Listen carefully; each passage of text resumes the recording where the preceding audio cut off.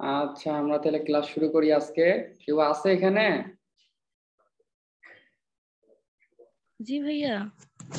আচ্ছা, তুমি আছো, ক্লাস করতেছো? জি ভাইয়া। আর কেউ নাই কেন? ভাইয়া মনে হয় একটু পরে সবাই জয়েন করবে। আচ্ছা ঠিক আছে, আচ্ছা দেখো তুমি, আমরা শুরু করি ক্লাসটা। আচ্ছা দেখো, আজকে আমাদের হচ্ছে আমরা ফার্স্ট পেপার শেষ করছি, আজকে সেকেন্ড পেপার শুরু করব। তো সেকেন্ড পেপারে আজকে আমরা তিনটা চ্যাপ্টার পড়বো। একটা চ্যাপ্টার হচ্ছে প্রথম চ্যাপ্টারটা প্রাণীর বিভিন্নতা ও শ্রেণীবিন্যাস, যেখানে হচ্ছে মুখস্থ টাইপের কিছু আছে ক্লাসিফিকেশনে। আর সেকেন্ড চ্যাপ্টারে আমরা হাইড্রা পার্টটা আজকে পড়বো। আর হচ্ছে থার্ড চ্যাপ্টার যেটা পড়বো সেটা হচ্ছে পরিপাক শোষণ। পরিপাক ও শোষণ খুবই সহজ একটা এবং খুবই গুরুত্বপূর্ণ একটা চ্যাপ্টার। আর মাঝখানে আছে হাইড্রা।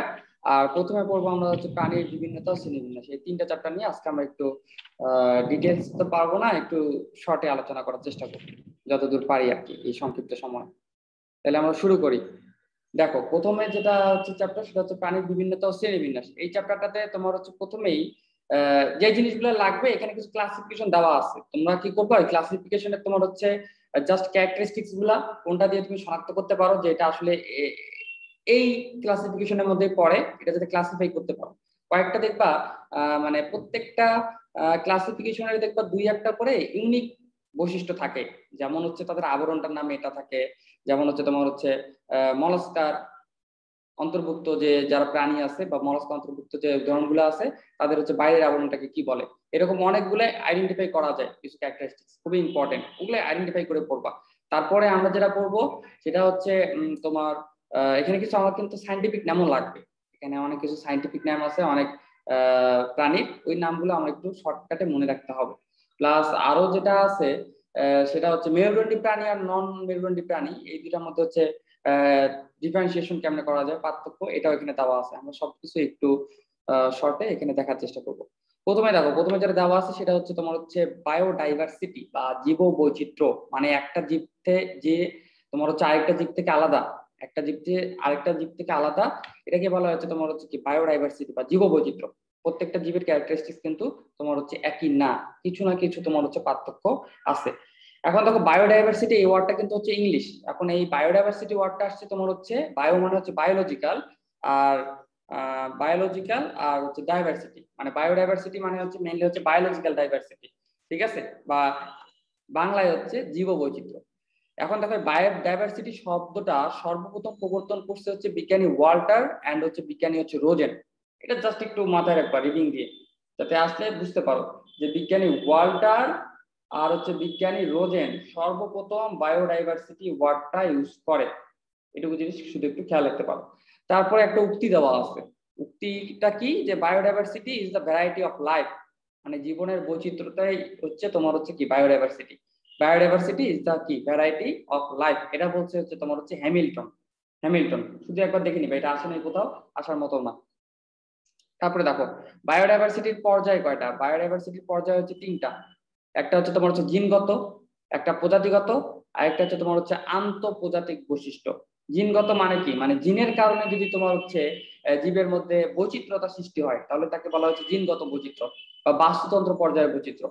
আর অন্তঃপ্রজাতিক বৈচিত্র্য কি, অন্ত মানে কি, অন্ত মানে হচ্ছে কি প্রজাতির ভিতরেই যে বৈচিত্র্যগুলা, একটা প্রজাতি নিয়ে তুমি সেই প্রজাতির বিভিন্ন প্রাণী মানে ওই প্রজাতির অন্তর্ভুক্ত প্রাণীগুলোর মধ্যে কি যে তোমার হচ্ছে বৈচিত্র্যতা, সেটাকে বলা হচ্ছে তোমার হচ্ছে প্রজাতিগত বৈচিত্র্য বা অন্তঃপ্রজাতিক বৈচিত্র্য। মানে প্রজাতির ভিতরেই এই বৈচিত্র্যটা হচ্ছে একটা নির্দিষ্ট প্রজাতির ভিতরেই।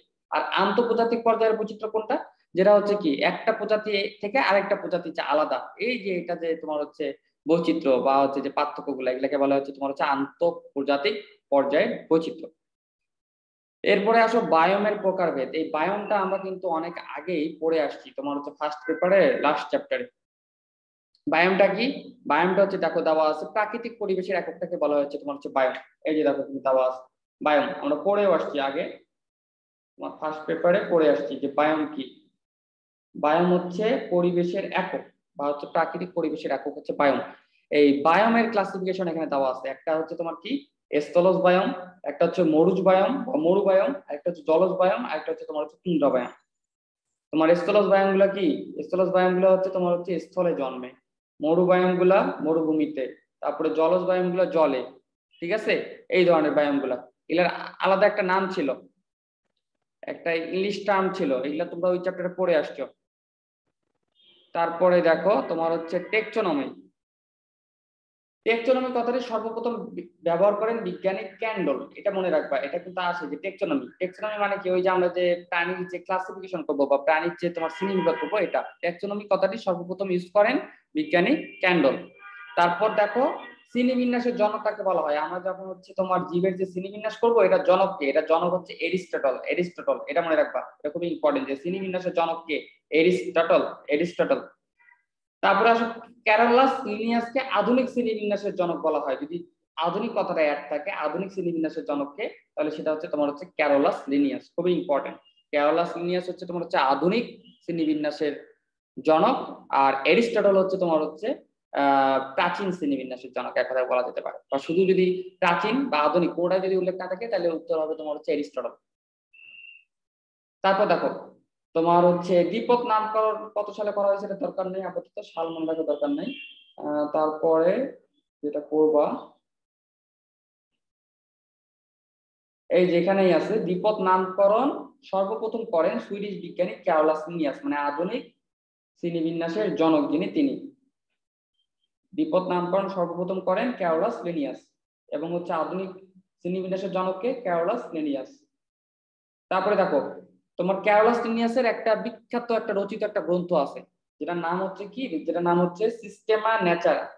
সিস্টেমা ন্যাচারা এটা খুবই ইম্পর্টেন্ট, এটা কিন্তু আসে যে এটা দিয়ে বলে যে সিস্টেমা ন্যাচারা নিচের কার রচিত গ্রন্থ। ঠিক আছে, ক্যারোলাস লিনিয়াস, এটা একটু মনে রাখবো। তারপরে যদি আমরা নিচে যাই, তারপরে দেখো পরিফেরা, এখানে আরেকটা ইনফরমেশন দেওয়া আছে, এই দেখো যে পরিফেরা পর্বের নামকরণ করেন বিজ্ঞানী গ্রান্ট। পরিফেরা পর্বের নামকরণ করেন বিজ্ঞানী গ্রান্ট। তারপরে আসো সিলেন্টারন এবং নিডোব্লাস্ট পাওয়া যায় হচ্ছে তোমার হচ্ছে সিলেন্টার এটা পর্বের প্রাণীতে। সিলেন্টারন এবং হচ্ছে নিডোব্লাস্ট কোথায় পাওয়া যায়, এটা প্রশ্ন আসলে উত্তর হবে কি, সিলেন্টেরেটা পর্বের প্রাণীতে। তারপরে একটা খুবই ইম্পর্টেন্ট, এটা ঢাকা ইউনিভার্সিটিতে আসছিল যে ফ্লেম সেল, এটা মানে গত বছরই আসছিল, লাস্ট ইয়ার। ফ্লেম সেল কোথায় পাওয়া যায়, ফ্লেম সেল কোথায় পাওয়া যায়, ফ্লেম সেল পাওয়া যায় হচ্ছে প্লাটি হেলমিনথেস পর্বের প্রাণীতে। ফ্লেম সেল শিকাকোষ, বাংলায় হচ্ছে এটাকে বলা হচ্ছে শিকাকোষ, বাংলা তো লেখা থাকে যে শিকাকোষ। ফ্লেম মানে হচ্ছে শিকা, বাংলায় আসছিল যে শিকাকোষ কোথায় পাওয়া যায়, বা হচ্ছে ফ্লেম সেল কোথায় পাওয়া যায়, সেটা হচ্ছে প্লাটি হেলমিনথেস পর্বের প্রাণীতে। এটা লাস্ট ইয়ার আসছিল যে ঢাকা ইউনিভার্সিটিতে, যে শিকাকোষ নিচের কোন পর্বের প্রাণীতে পাওয়া যায়, উত্তর হচ্ছে প্লাটি হেলমিনথেস। তারপরে দেখো আর্থ্রোপোডাতে কি পাওয়া যায়, এই যে আর্থ্রোপোডার একটা ইউনিক তোমার হচ্ছে বৈশিষ্ট্য হচ্ছে যে আর্থ্রোপোডাতে হিমোসিল পাওয়া যায়। হিমোসিল, হিমোসিল নিচের কোন পর্বের প্রাণীতে পাওয়া যায়, সেটা হচ্ছে আর্থ্রোপোডা পর্বের প্রাণীতে, খুবই ইম্পর্টেন্ট। তারপর একটা দেখো ম্যান্টল, এটাও লাস্ট ইয়ার আসছিল, যে হচ্ছে তোমার হচ্ছে ম্যান্টল নামক পেশিময় আবরণ দ্বারা মলাস্কা পর্বের প্রাণীতে পাওয়া যায়। তাহলে হচ্ছে তোমার কি মলাস্কা পর্বের প্রাণীর যে বাইরের যে শক্ত আবরণটা, ওটার নাম কি, সেটার নাম হচ্ছে ম্যান্টল, বা ম্যান্টল নামক শক্ত আবরণ নিচের কোন পর্বের প্রাণীতে পাওয়া যায়, সেটা হচ্ছে মলাস্কা। এই প্রথম তিনটা, এই তিনটা দেখতেছো না, এই তিনটা খুবই ইম্পর্টেন্ট, এটা রিপিট হয়, যে কোনো একটা ইউনিভার্সিটিতে গেলে এরকম একটা প্রশ্ন চলে আসবে অ্যাডমিশনে, যে হচ্ছে ফ্লেম সেল কোথায় পাওয়া যায়, হিমোসিল কোথায় পাওয়া যায়, মেন্টল কোথায় পাওয়া যায়, বা হচ্ছে মলাস্কা পর্বের প্রাণীর বাইরের শক্ত আবরণটাকে কি বলে, মেন্টল। মতে মলাস্কা, মতে হচ্ছে মেন্টল। তারপরে দেখো কর্ডাটা পর্বের প্রাণী, মানে হচ্ছে আমরাই তো কর্ডাটা পর্বের প্রাণী। কর্ডাটা পর্বের প্রাণীতে রক্ত সংবহন তন্ত্রটা হচ্ছে বদ্ধ ধরনের, রক্ত সংবহন তন্ত্রটা হচ্ছে বদ্ধ ধরনের, মুক্ত না, বদ্ধ ধরনের। তারপরে দেখো জীববৈচিত্র্য, এটা বলে আসছি। তারপরে ডাব্লিউএসএসডি পূর্ণরূপ কি, সেটা হচ্ছে world summit on sustainable development. এটা একটু মনে রাখতে পারো, কারণ এটা খুব একটা রিসেন্ট একটা প্রজেক্টের নাম, যে world summit on sustainable development, WSSD বলা হয় একে। তারপর দেখো এই যে হটস্পট কি, এটা আসছিল ইউনিভার্সিটি অ্যাডমিশন টেস্টে আসছিল যে হটস্পট কি। হটস্পট মানে কি, ওয়াইফাই এর হটস্পট দেওয়া ওটা না, কিন্তু হটস্পট দেওয়া মানে হচ্ছে জীব বৈচিত্র্য সমৃদ্ধ অঞ্চলকে বলা হয় হচ্ছে হটস্পট, যেখানে হচ্ছে জীবগুলোর মধ্যে বৈচিত্র্য অনেক বেশি, সেই জায়গাগুলোকে বলা হয় বা অঞ্চলগুলোকে বলা হয় হটস্পট। তাহলে হটস্পট কি, যে জীব বৈচিত্র্য সমৃদ্ধ অঞ্চলগুলোকে বলা হয় হচ্ছে তোমার হচ্ছে হটস্পট।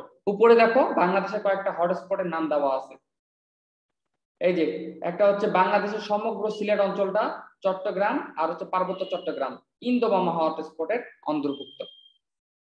ঠিক আছে, ওটা বেশি মনে রাখার দরকার নেই, শুধু মনে রাখবা যে হটস্পট মানে কি। হটস্পট মানে হচ্ছে জীববৈচিত্র্য সমৃদ্ধ অঞ্চলগুলোকে বলা হয়েছে হটস্পট। তারপরে দেখো যে হচ্ছে ত্রিপদ নামকরণ করে কে, সর্বপ্রথম ত্রিপদ নামকরণ করে কে, খুবই ইম্পর্টেন্ট। যে দ্বিপদ নামকরণ করে কে, সর্বপ্রথম দ্বিপদ নামকরণ করেন হচ্ছে ক্যারোলাস লিনিয়াস। এই যে আমরা পড়ে আসছি, দুটো উল্টাপাল্টা করবা না। এই যে দ্বিপদ নামকরণ সর্বপ্রথম করেন সুইডিশ বিজ্ঞানী ক্যারোলাস লিনিয়াস। আর এরপরে হচ্ছে ত্রিপদ নামকরণ, এই যে ত্রিপদ নামকরণ করেন কোন বিজ্ঞানী, পাখি বিজ্ঞানী। পাখি বিজ্ঞানী কাকে বলা হয়, স্লেজেলকে বলা হয়। স্লেজেল, স্লেজেল খুবই ইম্পর্টেন্ট। স্লেজেল হচ্ছে একে বলা হচ্ছে পাখি বিজ্ঞানী, কারণ ইনি যে ত্রিপদ নামকরণটা করছিল এটা একটা পাখির করছিল ত্রিপদ নামকরণ। এই ত্রিপদ নামকরণ সর্বপ্রথম করেন কে, বিজ্ঞানী স্লেজেল। ওনাকে বলা হয়েছে পাখি বিজ্ঞানী। পাখি বিজ্ঞানী কজ উনি হচ্ছে কি পাখি নিয়ে গবেষণা করতেন, কজ এই জন্য বলা হয় পাখি বিজ্ঞানী ওনার নাম। স্লেজেল সর্বপ্রথম ত্রিপদ নামকরণ করেন।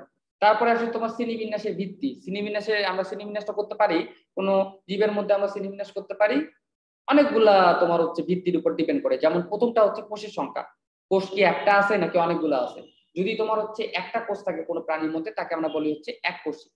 যেমন হচ্ছে প্রোটিস্টা, এক কোষের উদাহরণ শুধুমাত্র প্রোটিস্টাই। আর যদি সেটার মধ্যে অনেকগুলা কোষ থাকে তাহলে সেটাকে আমরা বলি হচ্ছে বহুকোষী। সেটা কোনটা, সেটা হচ্ছে পরিফেরা থেকে করডাটা, পরিফেরা থেকে করডাটা, পরিফেরা থেকে করডাটা। তারপরে দেখো সংগঠন মাত্রা। সংগঠন মাত্রা মানে হচ্ছে তোমার হচ্ছে কি ধরনের, মানে প্রাণী দেহে আমরা কি কি পাইতে পারি। একটা পাইতে পারি হচ্ছে তোমার হচ্ছে শুধুমাত্র কোষ, এই যে কোষমাত্রার, সেটা হচ্ছে তোমার হচ্ছে কি পরিফেরা। ওই যে একটু আগে বললাম যে এক কোষী। পরিফেরা কি ছিল, পরিফেরা ছিল হচ্ছে বহুকোষী, বহুকোষী সরি, পরিফেরা ছিল হচ্ছে বহুকোষী। পরিফেরা থেকে করডাটা পর্যন্ত একটা ক্লাসিফিকেশন, পুরাটাই হচ্ছে তোমার হচ্ছে বহুকোষের অন্তর্ভুক্ত। শুধুমাত্র প্রোটিস্টাটা হচ্ছে তোমার হচ্ছে এক কোষের অন্তর্ভুক্ত। আর সংগঠন মাত্রা আমরা কি জানি, কোষ থেকে টিস্যু পাওয়া যায় কেমনে, একাধিক কোষ মিলে তোমার কি একটা টিস্যু গঠিত হয়। একাধিক কোষ মিলে, সেই কোষগুলোর কাজ একই হইতে হবে, কোষগুলোর উৎস একই হইতে হবে। এই রকম একাধিক কোষ মিলে একটা টিস্যু ফর্ম হয়, টিস্যু গঠিত হয়। আবার একাধিক টিস্যু মিলে একটা অঙ্গ গঠিত হয়। অঙ্গ মানে কি, যে কোনো অঙ্গ, তোমার বডির যে কোনো অঙ্গ একটা গঠিত হয়। তারপর একাধিক অঙ্গ মিলে একটা তন্ত্র গঠিত হয়, তন্ত্র তন্ত্র তন্ত্র গঠিত হয়।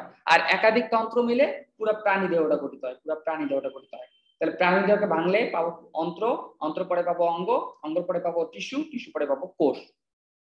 ভাঙলে আমরা এই ধরনের জিনিসগুলা পেয়ে যাব। ঠিক আছে, তারপরে দেখো এখানে এই যে দেখো কোনটা কোষ, কোনটা হচ্ছে তোমার হচ্ছে কোষ অঙ্গমাত্রার, কোনটা টিস্যু অঙ্গমাত্রার, তারপর হচ্ছে কোনটা হচ্ছে কোষ মাত্রার, টিস্যু মাত্রার, অঙ্গমাত্রার, তন্ত্র মাত্রার। এগুলা তোমার হচ্ছে উদাহরণগুলো দেওয়া আছে, এগুলো জাস্ট একবার দেখে নিবা। যেমন এই যে অঙ্গমাত্রার দেওয়া আছে হচ্ছে নেমাটোডা, নেমাটোডা, নেমাটোডা থেকে বাকি সব। টিস্যু অঙ্গমাত্রার হচ্ছে তোমার প্লাটি হেলমিনথার, প্লাটি হেলমিনথার, শুধু একবার দেখে যাবা। তারপরে দেখা হচ্ছে ভ্রূণ স্তর। ভ্রূণ স্তরের উপর ডিপেন্ড করে আমরা ভাগ করতে পারি ভ্রূণ স্তরটা কি এক স্তর বিশিষ্ট নাকি দ্বিস্তর বিশিষ্ট নাকি হচ্ছে ত্রিস্তর বিশিষ্ট। এক স্তর বিশিষ্ট হলে তাকে আমরা বলি হচ্ছে ইউনিব্লাস্টিক, দ্বিস্তর বিশিষ্ট হলে তাকে আমরা বলি হচ্ছে ডিপ্লোব্লাস্টিক, আর হচ্ছে ত্রিস্তর বিশিষ্ট হলে তাকে আমরা বলি হচ্ছে ট্রিপ্লোব্লাস্টিক। এখন দেখো ইউনিব্লাস্টিক ভ্রূণ স্তর কোথায় পাওয়া যায়, পরিফেরা। ডিপ্লোব্লাস্টিক ভ্রূণ স্তর কোথায় পাওয়া যায়, লিডারিয়া। আর ট্রিপ্লোব্লাস্টিক ভ্রূণ স্তর কোথায় পাওয়া যায়, প্লাটিহেলমিনথেস পর্বের প্রাণীতে। এখন আসো সিলম, এটা খুবই ইম্পর্টেন্ট এই সিলম এরিয়াটা। এই সিলমের যে শ্রেণীবিন্যাস করার ধাপটা দেখতেছো বা হচ্ছে শ্রেণীবিন্যাস করার ভিত্তি হিসেবে আমরা সিলমটা ইউজ করতে পারি। প্রথমটা হচ্ছে অ্যাসিলমেট বা সিলমবিহীন। কোনো নামের পূর্বে এ থাকা মানে সেটা বোঝায় যে সেটা হচ্ছে বিহীন, বিহীন। যেমন অ্যাসিলমেট মানে হচ্ছে সিলমবিহীন, মানে কোনো সিলম নাই। কিসে নাই, পরিফেরা আর লিডারিয়া। খুবই ইম্পর্টেন্ট, এখানে ট্রিপল স্টার দিছি। এটা আসে যে নিচের কোন পর্বের প্রাণীগুলো হচ্ছে অ্যাসিলমেট আর নিচের কোন পর্বের প্রাণীগুলো হচ্ছে সিলমবিহীন। একটা হচ্ছে পরিফেরা আর একটা হচ্ছে লিডারিয়া। তারপরে হচ্ছে সিউডোসিলমেট বা অপ্রকৃত সিলম। যে সিলমটা আছে সেটা প্রকৃত সিলম না, সেটাকে বলা হচ্ছে সিউডো। সিউডো কথার মানে হচ্ছে তোমার হচ্ছে নকল, মানে ওইটার মতো দেখতে কিন্তু আসলে সিলম না। এরকম সিউডোসিলম পাওয়া যায় হচ্ছে নেমাটোডা পর্বের প্রাণীতে। সিউডোসিলম কোথায় পাওয়া যায়, নেমাটোডা পর্বের প্রাণীতে। তারপর আছে হচ্ছে তোমার হচ্ছে ইউসিলমেট বা প্রকৃত সিলমেট, মানে এটাই হচ্ছে আসল সিলমেট। এটা পাওয়া যায় হচ্ছে মলাস্কা থেকে, এর পরের যতগুলো পর্ব আছে সব পর্বেই তোমার হচ্ছে পাওয়া যায়। খুবই ইম্পর্টেন্ট যে সিউডোসিলমেট কোথায় পাওয়া যায়, অ্যাসিলমেট কোন পর্বের প্রাণীতে পাওয়া যায়। তারপর আসা হচ্ছে আণুবীক্ষণিক প্রাণীর উদাহরণ। আণুবীক্ষণিক প্রাণী মানে হচ্ছে তোমার কি, যেগুলাকে তুমি মাইক্রোস্কোপ দিয়ে দেখা লাগবে, তোমার ল্যাবের মধ্যে মাইক্রোস্কোপ ছাড়া দেখতে পারবা না, খালি চোখে দেখতে পারবা না, এগুলাকে বলা হচ্ছে আণুবীক্ষণিক প্রাণী। যেমন হচ্ছে প্রথমটা হচ্ছে অ্যামিবা, প্লাজমোডিয়াম ভাইভেক্স। প্লাজমোডিয়াম ভাইভেক্সটা কি মনে আছে? আমরা ফার্স্ট পেপারে পড়ছিলাম। বলতো প্লাজমোডিয়াম ভাইভেক্স কোন রোগের জীবাণু?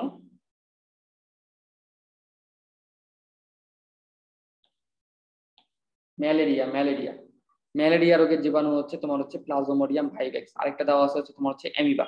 তারপরেরটা আমরা দেখে আসছি। এখন দেখো প্রাণী জগতে পর্বের সংখ্যা কয়টা? 33টা। তারপর অস্টিয়া কি? অস্টিয়া কি? অস্টিয়া হচ্ছে দেহ প্রাচীরে যে ছিদ্রগুলো দেখা যায়, সেই ছিদ্রগুলোকে বলা হয়েছে তোমার হচ্ছে অস্টিয়া।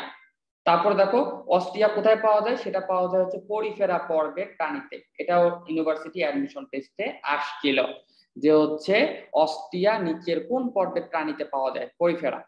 তারপরে দেখো স্পঞ্জোসিল, পরিফেরা পর্বের প্রাণীদের প্রাণীদেহের প্রশস্ত গহ্বরকে বলা হয় হচ্ছে স্পঞ্জোসিল। তার মানে স্পঞ্জোসিল পাওয়া যায় হচ্ছে পরিফেরা পর্বের প্রাণীতে। তারপর দেখো এই নিডোব্লাস্ট। নিডোব্লাস্ট হচ্ছে বিশেষ ধরনের দংশক কোষ। দংশক কোষ মানে কি? যেমন সাপ দর্শন করে না, তেমন নিডোব্লাস্ট হচ্ছে কোন একটা প্রাণীকে যদি এইভাবে আক্রমণ করে তাহলে সেটাকে বলা হচ্ছে নিডোব্লাস্ট। এই জন্য বলা হচ্ছে দংশক কোষ। দংশক কোষ মানে হচ্ছে এটা দিয়ে, নিডোব্লাস্ট দিয়ে, যে প্রাণী নিডোব্লাস্ট আছে সেই প্রাণীটা নিডোব্লাস্ট দিয়ে শিকার করে, শিকার। তারপরে দেখো সিটি, খুব ইম্পর্টেন্ট। এই সিটি হচ্ছে কোন পর্বের প্রাণীর চলনাঙ্গ? এনিলিটা। এটাতে ট্রিপল না, এটাতে 5 স্টার দাও। যে হচ্ছে এনিলিডা পর্বের প্রাণীর চলনাঙ্গকে কি বলা হয়? সিটি। বা সিটি কোন পর্বের প্রাণীদের চলনাঙ্গ? সেটা হচ্ছে এনিলিডা। তারপরে দেখো নেফ্রিডিয়া হচ্ছে এনিলিডা পর্বের প্রাণীদের রেচনাঙ্গ। এই দুইটাতে উল্টাপাল্টা করবা না। এনিলিডা পর্বের প্রাণীর চলনাঙ্গ হচ্ছে তোমার সিটি, আর এনিলিডা পর্বের প্রাণীর রেচনাঙ্গ হচ্ছে তোমার হচ্ছে নেফ্রিডিয়া। নেফ্রিডিয়া নেফ্রিডিয়া নেফ্রিডিয়া খুবই ইম্পর্টেন্ট। এনিলিডা পর্বের প্রাণীর চলনাঙ্গ সিটি, আর এনিলিডা পর্বের প্রাণীর রেচনাঙ্গটা হচ্ছে তোমার হচ্ছে নেফ্রিডিয়া। তারপরে আসা হচ্ছে যে এটা একটু আগে পড়ে আসছি, ম্যান্টল হচ্ছে পেশিময় আবরণ যা দেহকে আবৃত রাখে। ম্যান্টল কোথায় পাওয়া যায়? ম্যান্টল পাওয়া যায় মতে ম্যান্টল, মতে মলাস্কা। এই যে নিচে দেওয়া আছে, সাধারণত মলাস্কা পর্বের প্রাণীতে ম্যান্টলটা পাওয়া যায়। তারপরে আসো কর্ডাটা পর্বের উপপর্ব হচ্ছে 3টা। একটা হচ্ছে ইউকর্ডাটা, এটা ইউরোকর্ডাটা না, এটা হচ্ছে ইউকর্ডাটা। আরেকটা হচ্ছে সেফালোকর্ডাটা, আরেকটা হচ্ছে তোমার হচ্ছে ভার্টিব্রাটা। ঠিক আছে, কর্ডাটা পর্বের উপপর্ব কয়টা? 3টা। একটা হচ্ছে ইউকর্ডাটা, সেফালোকর্ডাটা, আর একটা হচ্ছে তোমার হচ্ছে ভার্টিব্রাটা। তারপরে দেখো জিন দেওয়া আছে, জেনেটিক পদার্থ দেওয়া আছে, জিন পুল দেওয়া আছে, কমিউনিটি দেওয়া আছে, ভ্যারাইটি দেওয়া আছে। এই ভ্যারাইটিটা কি জিনিস? ভ্যারাইটি হচ্ছে প্রজাতির ক্ষুদ্রতর শ্রেণীবিন্যাসগত উপধাপ। এটা একটু মনে রাখবা যে প্রজাতির ক্ষুদ্রতর শ্রেণীবিন্যাসগত উপধাপ নিচের কোনটি? সেটা হচ্ছে ভ্যারাইটি। তারপর বায়ান তো বললাম। তারপর হচ্ছে আইইউসিএন। আইইউসিএন আইইউসিএন এর বিখ্যাত রেড ডাটা বুক ছিল পৃথিবীর সংকিত প্রাণীদের তালিকা সম্বলিত পুস্তিকা। মানে পৃথিবীতে যে সকল প্রাণী আছে সকল প্রাণীর ডাটাগুলা ওই বইয়ে তোমার হচ্ছে সংরক্ষিত ছিল, যে রেড ডাটা বুক। তারপরে দেখো, তারপরে এগুলোর দরকার নেই আপাতত, এগুলো অতটা গুরুত্বপূর্ণ না। তারপরে আসলে যে বাংলাদেশের জীববৈচিত্র্য নিয়ে আমরা একটু পড়াশোনা করি। বাংলাদেশের জীববৈচিত্র্যে দেখো এই তোমার যেটা দেওয়া আছে, বাংলাদেশের অন্তর্দেশীয় মৎস্য প্রজাতির সংখ্যা হচ্ছে 266। এটা মনে রাখার দরকার নেই যে বাংলাদেশে কয়টা উভচর প্রাণী রয়েছে? 22 প্রজাতির। কয় প্রজাতির উভচর প্রাণী রয়েছে? 22 প্রজাতির উভচর রয়েছে। আর এখানে এই যে এটা খুব ইম্পর্টেন্ট, দেখো সম্প্রতি আইইউসিএন তোমার হচ্ছে একটি সরীসৃপকে বুনো পরিবেশ থেকে বিলুপ্ত ঘোষণা করেছে।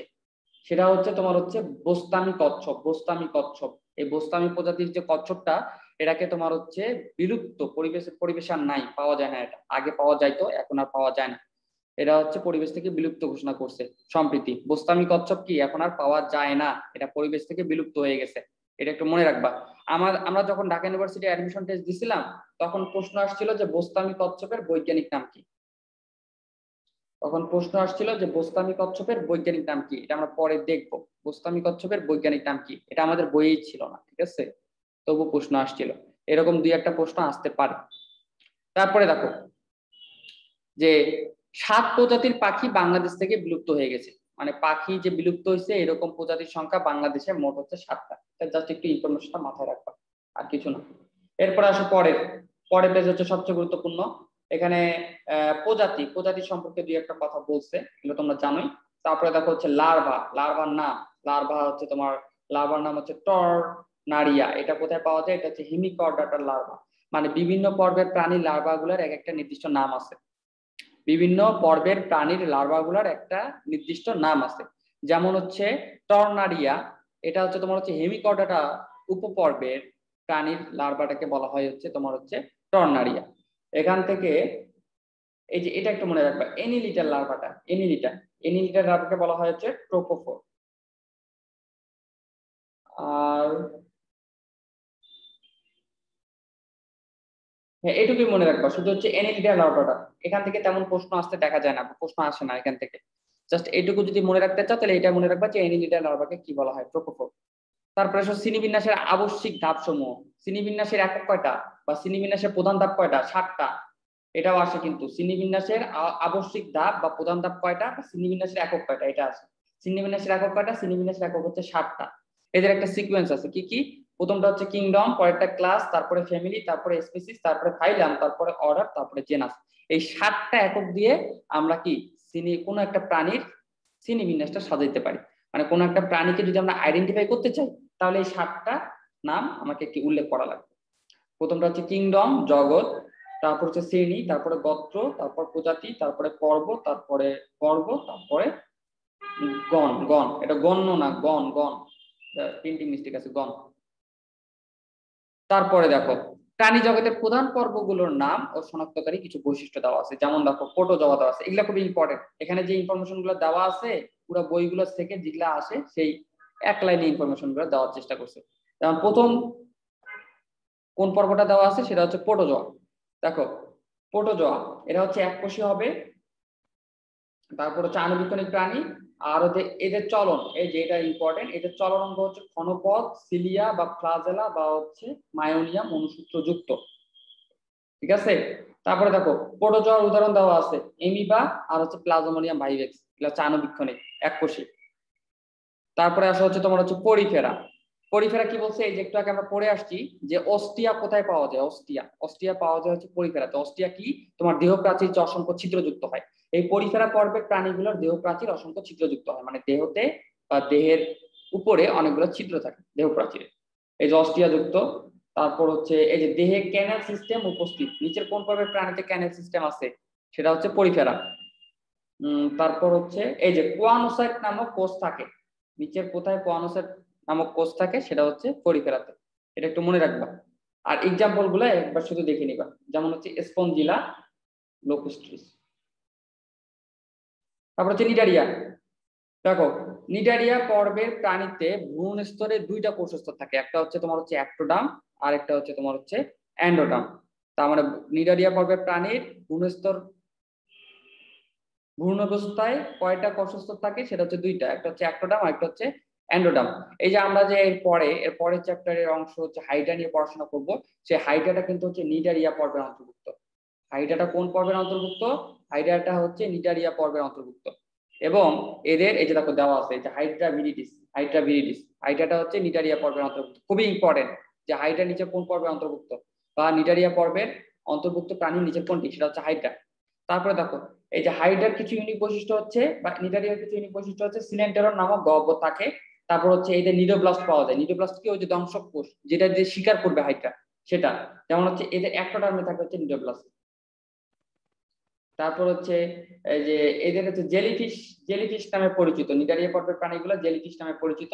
আর এরা হচ্ছে রেইন ফরেস্ট গঠন করে। এটাতে স্টার দাও যে হচ্ছে রেইন ফরেস্ট গঠন করে নিচের কোন পর্বের প্রাণীগুলো? নিডারিয়া। এটা আসছিল ইউনিভার্সিটি অ্যাডমিশন টেস্টে, যে রেইন ফরেস্ট গঠন করে নিচের কোন পর্বের প্রাণী? নিডারিয়া। তারপরে দেখো প্লাটি হেলমিনথেস, পরের পর্ব। এদের দেহ দেখো, প্লাটি হেলমিনথেস কেন বলা হচ্ছে? এদের দেহ হচ্ছে ফিতার মতো। যেমন হচ্ছে উদাহরণ দেওয়া আছে হেসিওলা হেপাটিকা, মানে হচ্ছে তোমার হচ্ছে ওই যে সুতাকৃমি বা ফিতাকৃমি বলে না, এগুলা হচ্ছে প্লাটি হেলমিনথেসের। যেমন হচ্ছে দেহ হচ্ছে ফিতার মতো, মানে হচ্ছে উপর নিচে 4টা থাকে। এদের রেচন অঙ্গ হচ্ছে ফ্লেম কোষ থাকে। রেচন অঙ্গ হচ্ছে ফ্লেম কোষ। এই যে শিকা কোষ, এদের রেচন অঙ্গ হচ্ছে ফ্লেম কোষ বা শিকা কোষ, খুব ইম্পর্টেন্ট। তারপরে দেখো দেহে সিলম অনুপস্থিত, ওই যে আমরা যে ভাগ করলাম একটু আগে অ্যাসিলোমেট, সেটা হচ্ছে প্লাটি হেলমিনথেস। তারপরে দেখো লার্ভা দশা থেকে পরেগুলো অতটা ইম্পর্টেন্ট না। তারপরে আসলে নেমাটোডা।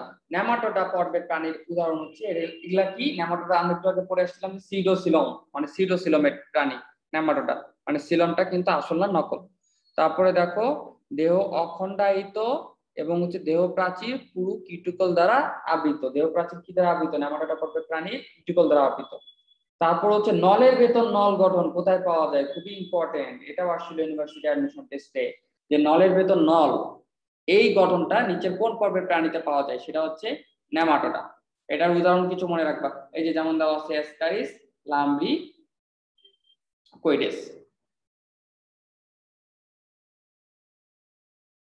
তারপরেরটা আসো, তারপরের পর্ব হচ্ছে এনেলিডা। এনেলিডা দেখো দেহ অসংখ্য আংটির ন্যায় খণ্ডক নিয়ে গঠিত। তার মানে দেহ অসংখ্য আংটির ন্যায় খণ্ডক নিয়ে গঠিত কোন পর্বের প্রাণীর, সেটা হচ্ছে এনেলিডা পর্বের প্রাণীর। আর এদের রেচন অঙ্গের নাম হচ্ছে নেফ্রিডিয়া, খুবই ইম্পর্টেন্ট, নেফ্রিডিয়া নেফ্রিডিয়া নেফ্রিডিয়া হচ্ছে এনেলিডা পর্বের রেচন অঙ্গের নাম।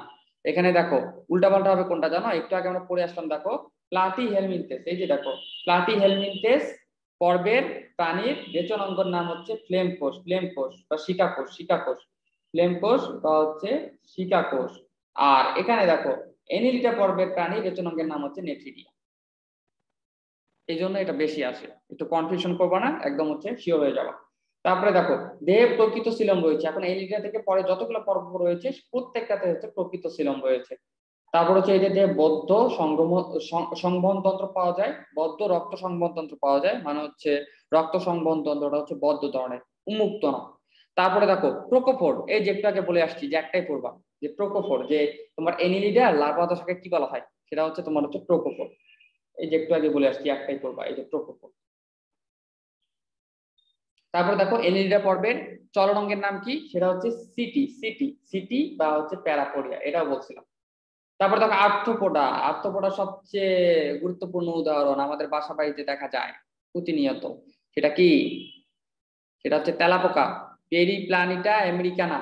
এই যে পেরিপ্লানিটা আমেরিকানা, তেলাপোকার বৈজ্ঞানিক নাম পেরিপ্লানিটা আমেরিকানা, পেরিপ্লানিটা আমেরিকানা। তেলাপোকা হচ্ছে এই আর্থ্রোপোডা পর্বের প্রাণী, আর্থ্রোপোডা পর্বের প্রাণী। ঠিক আছে, এখন আসো হচ্ছে এই আর্থ্রোপোডা পর্বের প্রাণীর কিছু গুরুত্বপূর্ণ বৈশিষ্ট্য, ইউনিক বৈশিষ্ট্য। যেমন এদের দেহে হিমোসিল থাকে, এটা বলে আসছি খুব ইম্পর্টেন্ট, এদের দেহে হিমোসিল থাকে। আর দেহের বাইরের যে শক্ত অংশটা ওইটা হচ্ছে তোমার হচ্ছে কাইটিন নির্মিত, কাইটিন। এই দুটা মনে রাখবা। তারপরে হচ্ছে মলাস্কা। মলাস্কার খুব সুন্দর উদাহরণ কি, মলাস্কার উদাহরণ হচ্ছে শামুক, শামুক, এই যে পিয়া গ্লোবোসা, আর হচ্ছে অক্টোপাস বুলগারিস, এগুলা হচ্ছে মলাস্কা পর্বের প্রাণীর অন্তর্ভুক্ত। সবচেয়ে কমন উদাহরণ হচ্ছে তোমার হচ্ছে শামুক। শামুকের দেখছো বাইরের অংশটা কিন্তু শক্ত, বাইরে একটা শক্ত আবরণ থাকে, আর ভিতরের অংশটা কিন্তু নরম, অনেক নরম।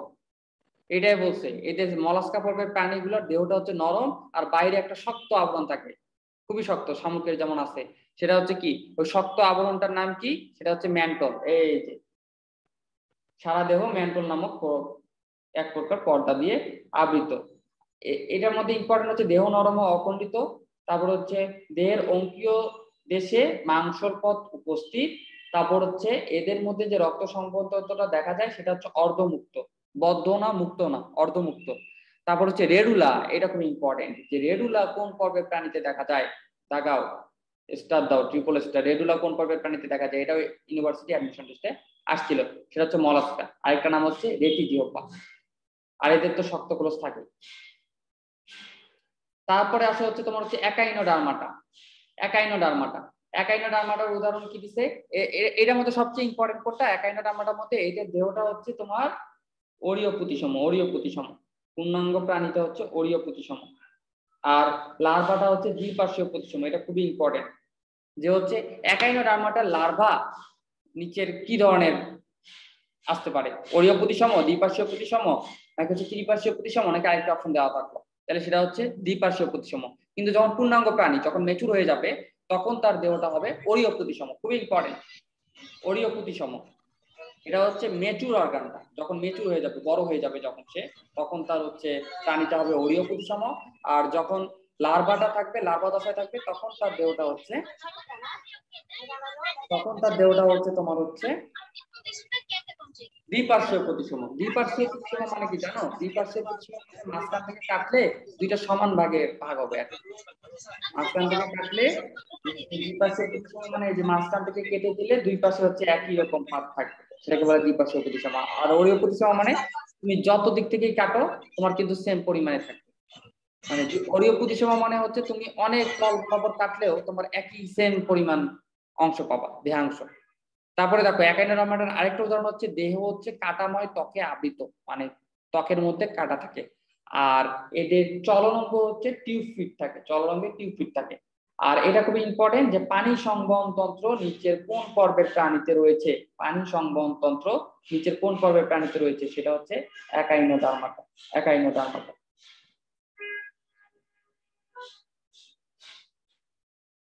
তারপরে দেখো আরেকটা জিনিস ইম্পর্টেন্ট যে হচ্ছে একাইনোডার্মাটা সকল প্রাণী, মানে একাইনোডার্মাটা পর্বের উদাহরণে যতগুলা প্রাণী আছে সবগুলা হচ্ছে তোমার হচ্ছে সামুদ্রিক। সামুদ্রিক। তারপর আসো করডাটা। করডাটা পর্বের প্রাণী খুবই ইম্পর্টেন্ট। ভ্রূণ অবস্থায় বা আজীবন নটকট থাকে, ভ্রূণ অবস্থায় বা আজীবন নটকট থাকে। নটকটের উপরে ফাঁপা স্নায়ুরজ্জু থাকে। আর জীবনের যে কোনো দশা ফুলকারন্ধ্র পাওয়া যায়। এই প্রথম দুইটা, প্রথমটা শেষটা খুবই ইম্পর্টেন্ট, যে হচ্ছে ভ্রূণ অবস্থায় অথবা আজীবন করডাটা পর্বের প্রাণীতে নটকট থাকে। এই নটকট দিয়ে তুমি বুঝতে পারবে এটা করডাটা নাকি হচ্ছে নন করডাটা। ঠিক আছে, করডাটা হইলেই সেটার মধ্যে কি নটকট থাকবে, হয় ভ্রূণ অবস্থায় নাহলে আজীবন। আর হচ্ছে জীবনের যে কোনো দশায় করডাটা পর্বের প্রাণীর মধ্যে ফুলকারন্ধ্রটা পাওয়া যাবে।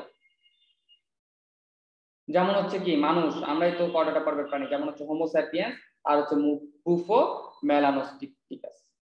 বুফো মেলানোস্টিকটাস। বুফো মেলানোস্টিকটাস, ব্যাং ব্যাং।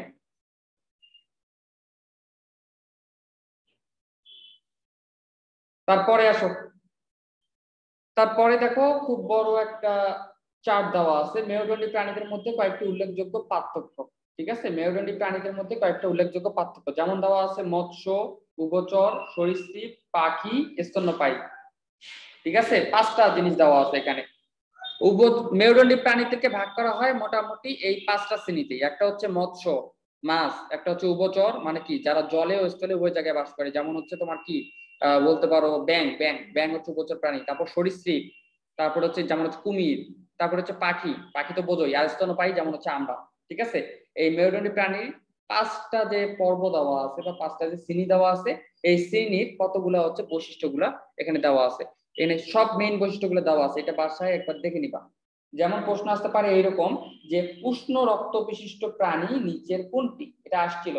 উষ্ণ রক্ত বিশিষ্ট প্রাণী নিচের কোনটি? যেমন মানুষও কিন্তু উষ্ণ রক্ত বিশিষ্ট প্রাণী, আমরা স্তন্যপায়ী না? আমরা তো স্তন্যপায়ী। এই দেখো স্তন্যপায়ী আর হচ্ছে পাখি, এই দুইটা প্রাণী হচ্ছে তোমার হচ্ছে উষ্ণ রক্ত বিশিষ্ট প্রাণী। আর শীতল রক্ত বিশিষ্ট প্রাণী হচ্ছে সরীসৃপ, উভচর, মৎস্য। সাপ কিন্তু শীতল রক্ত বিশিষ্ট প্রাণী, মানে ওদের দেহটা অলস ঠান্ডা থাকে। যদি কখনো সাপ ধরে থাকো না বা ধরো, দেখবা ওদের দেহটা অলস ঠান্ডা থাকে, ওরা হচ্ছে শীতল রক্ত বিশিষ্ট প্রাণী, বুঝছো? আর মানুষ হচ্ছে উষ্ণ রক্ত বিশিষ্ট প্রাণী, স্তন্যপায়ী আর হচ্ছে পাখি, এই দুইটা হচ্ছে উষ্ণ রক্ত বিশিষ্ট প্রাণী। তারপরে দেখো আবার এরকম প্রশ্ন আসতে পারে যে হচ্ছে তোমার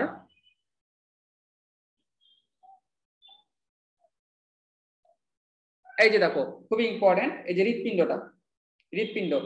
ব্যাঙের হৃৎপিণ্ড কয় প্রকোষ্ঠ বিশিষ্ট, এটা জানো কেউ? ব্যাঙের হৃৎপিণ্ড কয় প্রকোষ্ঠ বিশিষ্ট? এটা আসছিল এবং আসে। কেউ জানো ব্যাঙের হৃৎপিণ্ড কয় প্রকোষ্ঠ বিশিষ্ট?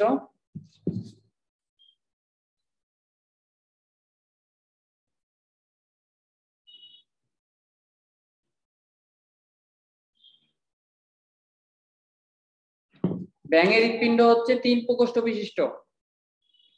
ব্যাঙের হৃৎপিণ্ড হচ্ছে 3 প্রকোষ্ঠ বিশিষ্ট। এই যে একটু আগে তো বললাম ব্যাঙ কি, এই যে ব্যাঙ হচ্ছে উভচর প্রাণী না? এই যে দেখো এদের হৃৎপিণ্ড হচ্ছে 3 প্রকোষ্ঠ বিশিষ্ট, এখানে ট্রিপল স্টার দাও এই হৃৎপিণ্ডের জায়গায়। ঠিক আছে, মাছের হৃৎপিণ্ড হচ্ছে 2 প্রকোষ্ঠ বিশিষ্ট, মানে কি হার্টের মধ্যে 2টা চেম্বার থাকে মাছের। আর উভচর বা ব্যাঙ, ব্যাঙের হৃৎপিণ্ড হচ্ছে 3 প্রকোষ্ঠ বিশিষ্ট, মানে কি হার্টের মধ্যে 3টা চেম্বার থাকে। সরীসৃপ, সরীসৃপ এদের হচ্ছে কি এদের 4 প্রকোষ্ঠ বিশিষ্ট, ঠিক আছে, কিন্তু কি সম্পূর্ণ না, অসম্পূর্ণ, ইনকমপ্লিট। অসম্পূর্ণভাবে 4 ভাগে বিভক্ত হৃৎপিণ্ডটা, মানে 4টা প্রকোষ্ঠ আছে। অসম্পূর্ণ। আর পাখির মধ্যে সম্পূর্ণরূপে 4 প্রকোষ্ঠ বিশিষ্ট। আর আমরা মানুষ বা স্তন্যপায়ী প্রাণীর মধ্যেও তোমার হচ্ছে কি হৃৎপিণ্ড হচ্ছে 4 প্রকোষ্ঠ বিশিষ্ট।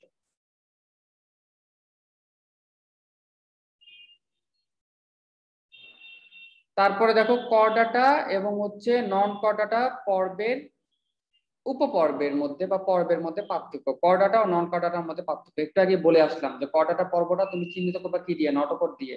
নটকট থাকবে কি করডাটার মধ্যে, ফুলকারন্ধ্র থাকবে কি তোমার হচ্ছে করডাটা পর্বে, আর নন করডাটাতে থাকবে না। এগুলা দিয়ে তুমি পার্থক্যটা করতে পারো, এখানে এটাই দেওয়া আছে। তারপরে দেখো বিংশ শতাব্দীতে বাংলাদেশ থেকে বিলুপ্ত বন্য প্রাণী, বিংশ শতাব্দীতে বাংলাদেশ থেকে কিছু বিলুপ্ত বন্য প্রাণীর নাম দেওয়া আছে, মানে যেগুলা তোমার আগে ছিল কিন্তু এখন একেবারেই নেই, পুরা বিলুপ্ত হয়ে গেছে। যেমন ডাইনোসরের মতো, বুঝছো? এরকম কয়েকটা বিলুপ্ত বন্যপ্রাণীর নাম দেওয়া আছে। যেমন দেখো এক সিঙ্গিস গন্ডার স্তন্যপায়ী, সেটা আবার হচ্ছে তোমার হচ্ছে বৈজ্ঞানিক নাম দেওয়া আছে। এখান থেকে জাস্ট একবার রিডিং করে নিবা যে হচ্ছে বিংশ শতাব্দীতে বাংলাদেশ থেকে বিলুপ্ত বন্যপ্রাণী নিচে কোনটি। যেমন মিঠা পানির কুমির আগে পাওয়া যেত, এখন পাওয়া যায় না, এটা হচ্ছে মিঠা পানির, মিঠা পানি প্রিন্টিং মিস্টেক আছে, এগুলা জাস্ট একবার। যেমন নীলগাই আগে পাওয়া যেত, এখন পাওয়া যায় না, এগুলা আসে এমসিকিউতে আসে। কিন্তু নিচের কোনটি বাংলাদেশ থেকে বিলুপ্ত বন্যপ্রাণীর নাম, এখান থেকে যে কোনো একটা থাকবে, আর বাকি তোমার হচ্ছে যেগুলা পাওয়া যায় ওগুলা থাকবে। অতএব এগুলা গেস করার জন্য একবার রিডিং করে নিবা। এই যে একটু আগে দেখো যেগুলা বলছিলাম, এই যে ম্যান্টল, এই যে ইউনিভার্সিটি অ্যাডমিশন টেস্ট, এই যে ম্যান্টল নিচে কোন পর্বের বৈশিষ্ট্য আমরা পড়ে আসছি, মলাস্কা লাস্ট ইয়ার আসছিল ঢাকা ইউনিভার্সিটিতে। তারপর শিকাকোষ কোথায় পাওয়া যায়, তারপর হচ্ছে তোমার যে অরীয় প্রতিসম, তারপর হচ্ছে কোন পর্বের প্রাণীতে প্লাকোয়েড আছে, এটা তোমার হচ্ছে বইয়ের মধ্যে আছে, একটু বই দেখে দেখে নিও প্লাকোয়েড আঁশ কোথায় পাওয়া যায়। এই যে আমাদের ইয়ারে আসছিল যেটা বলছিলাম, বোস্তামি কাসিমের বৈজ্ঞানিক নাম কি, এটা হচ্ছে তোমার হচ্ছে অ্যাসপিডরিটাস নিগেরিকান্স। ঠিক আছে, এটা আমাদের ইয়ারে আসছিল। তারপরে আসো, তারপরে আমরা পড়বো হচ্ছে হাইড্রা। হাইড্রা হাইড্রা খুবই হচ্ছে ছোট আর খুবই মজার একটা চ্যাপ্টার।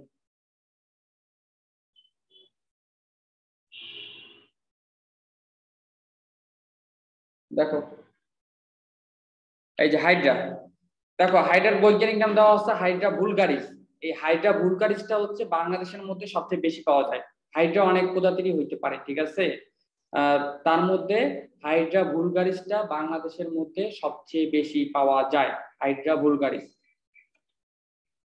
হাইড্রা ভুলগারিসটা বাংলাদেশের মধ্যে সবচেয়ে বেশি পাওয়া যায়, এই জন্য হাইড্রার বৈজ্ঞানিক নাম দেওয়া আছে হাইড্রা ভুলগারিস। এখন আসলে হচ্ছে হাইড্রার শ্রেণীবিন্যাস, হাইড্রার ক্লাসিফিকেশনটা তুমি কেমনে করবা। এখানে দেখো হাইড্রার জন্য পর্বের নাম দেওয়া আছে নিডারিয়া, আমরা পড়ে আসলাম হাইড্রা হচ্ছে নিডারিয়া পর্বের প্রাণী। তারপর কি ক্লাস, ক্লাস হচ্ছে হাইড্রোজোয়া। তারপর হচ্ছে অর্ডার হচ্ছে হাইড্রোডা। তারপর হচ্ছে ফ্যামিলি হচ্ছে হাইড্রিডিয়া। তারপর হচ্ছে গেনাস হচ্ছে হাইড্রা, স্পিসিস হচ্ছে হাইড্রা ভুলগারিস। অর্ডার হচ্ছে হাইড্রোইটা, আর ফ্যামিলি হচ্ছে হাইড্রিটা, হাইড্রিটা, হাইড্রিটা। ঠিক আছে, একবার দেখে নিবা। আর স্পিসিস যেমন হচ্ছে হাইড্রা ভুলগারিস। তারপরে আসো যে হাইড্রাকে বলা হয় হচ্ছে jewels of the sea or flower, এটা জাস্ট একবার মনে রাখবা। তারপর দেখো হাইড্রার প্রকৃত আবিষ্কারক, এটা খুবই ইম্পর্টেন্ট। হাইড্রার প্রকৃত আবিষ্কারক, হাইড্রার আবিষ্কারককে আর হাইড্রার নামকরণ করছে কে, দুইটা ডিফারেন্ট বিজ্ঞানী।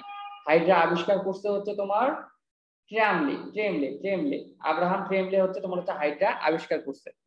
আর হাইড্রার নামকরণ করছে হচ্ছে তোমার হচ্ছে লিনিয়াস। হাইড্রার নামকরণ করছে কি, হাইড্রার নামকরণ করছে হচ্ছে ক্যারোলাস লিনিয়াস। হাইড্রার নামকরণ করছে হচ্ছে লিনিয়াস, আর হচ্ছে হাইড্রা আবিষ্কার করছে হচ্ছে ট্রামলে। হাইড্রা আবিষ্কার করছে ট্রামলে, আর হাইড্রার নামকরণ করছে হচ্ছে লিনিয়াস। এই দুটো উল্টা পাল্টা করবা না, ঠিক আছে, অপশনে দুইটাই দেওয়া থাকবে যে নিচে কোন বিজ্ঞানী হাইড্রার নামকরণ করেন, সেটা হচ্ছে লিনিয়াস, নট ট্রামলে। ট্রামলে হাইড্রা আবিষ্কার করছে। তারপরে দেখো হাইড্রা হচ্ছে কি একটা বহু মস্তক বিশিষ্ট কাল্পনিক দৈত্যের নাম হচ্ছে তোমার হচ্ছে হাইড্রা, ওইখান থেকে এই প্রাণীর নামকরণ করা হয়েছে হাইড্রা। তারপরে দেখো এখানে হাইড্রা, এই যে হাইড্রা তোমার হচ্ছে গাঞ্জেটিকা, তারপর হচ্ছে তোমার হাইড্রা ভুলগারিস, তারপর হচ্ছে ক্লোরোহাইড্রা, তারপর হচ্ছে ভিডিসেমা। এই এই হাইড্রা গুলা হচ্ছে প্রত্যেকটা হচ্ছে হাইড্রার এক একটা স্পিসিস, ঠিক আছে। এখন এগুলা হচ্ছে কোন বর্ণের, এগুলা একটু দেওয়া আছে, এটা একটু দেখে নিবা। তারপরে দেখো এই যে যেটা বললাম একটু আগে, যে বাংলাদেশে হাইড্রা ভুলগারিস পর্বের প্রাণী সবচেয়ে বেশি পাওয়া যায়। বাংলাদেশে তোমার হচ্ছে হাইড্রার মধ্যে হাইড্রা ভুলগারিস প্রজাতির হাইড্রাটা সবচেয়ে বেশি পাওয়া যায়, এটা একটু আগে বললাম। আর হাইড্রা হচ্ছে মুক্তজীবী এবং হচ্ছে মাংসাশী। আর হাইড্রা হচ্ছে মিঠা পানির প্রাণী। আর হাইড্রার দেহটা হচ্ছে অরীয় প্রতিসম, এটা খুব ইম্পর্টেন্ট। হাইড্রার দেহ কি ধরনের প্রতিসম? অরীয় প্রতিসম। তারপর হচ্ছে হাইড্রার তোমার হচ্ছে রিপ্রোডাকশন হয় মেইনলি হচ্ছে মুকুলোদ্গমের মাধ্যমে। এটা হচ্ছে অযৌন জনন প্রক্রিয়ার সবচেয়ে প্রধান ধাপটা হচ্ছে মুকুলোদ্গম। তারপর আসলে যে হাইড্রার মধ্যে ইন্টারস্টিশিয়াল কোষ পাওয়া যায়। ইন্টারস্টিশিয়াল কোষ মানে কি? হাইড্রার মধ্যে ইন্টারস্টিশিয়াল কোষ পাওয়া যায় বলে তুমি হাইড্রার যদি একটা অঙ্গ কেটে ফেলো তাহলে ওইটা কিন্তু কি সে আবার পুনরুৎপাদন করতে পারবে, মানে আবার ওইটাকে কি নতুন করে তৈরি করতে পারবে।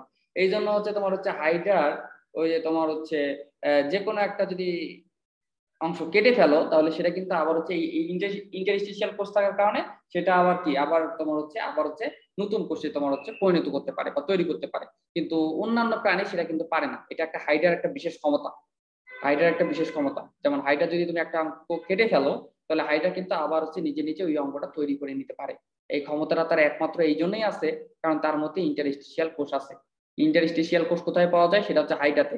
এবং এই কোষটা কি? এই কোষটার কাজ হচ্ছে পুনরুৎপত্তি এবং হচ্ছে মুকুল সৃষ্টি করে। তারপরে দেখো এই যে চলনে সাহায্য করে নিচের কোনটি? সেটা হচ্ছে গ্রন্থি কোষ। গ্রন্থি কোষ হচ্ছে ঘনপথ সৃষ্টি করে হাইড্রার চলনে সাহায্য করে। তারপরে দেখো এখানে কয়েকটা ইনফরমেশন দেওয়া আছে। একটি পরিণত ডিম্বাণুর সাথে 3টি পোলার বডি যুক্ত থাকে। একটি আদর্শ নেমাটোসিস্টে বা নিমাটোসিস্টে বার্বের সংখ্যা হচ্ছে 3টি, এটা একটু মনে রাখবা। আর এখন দেখো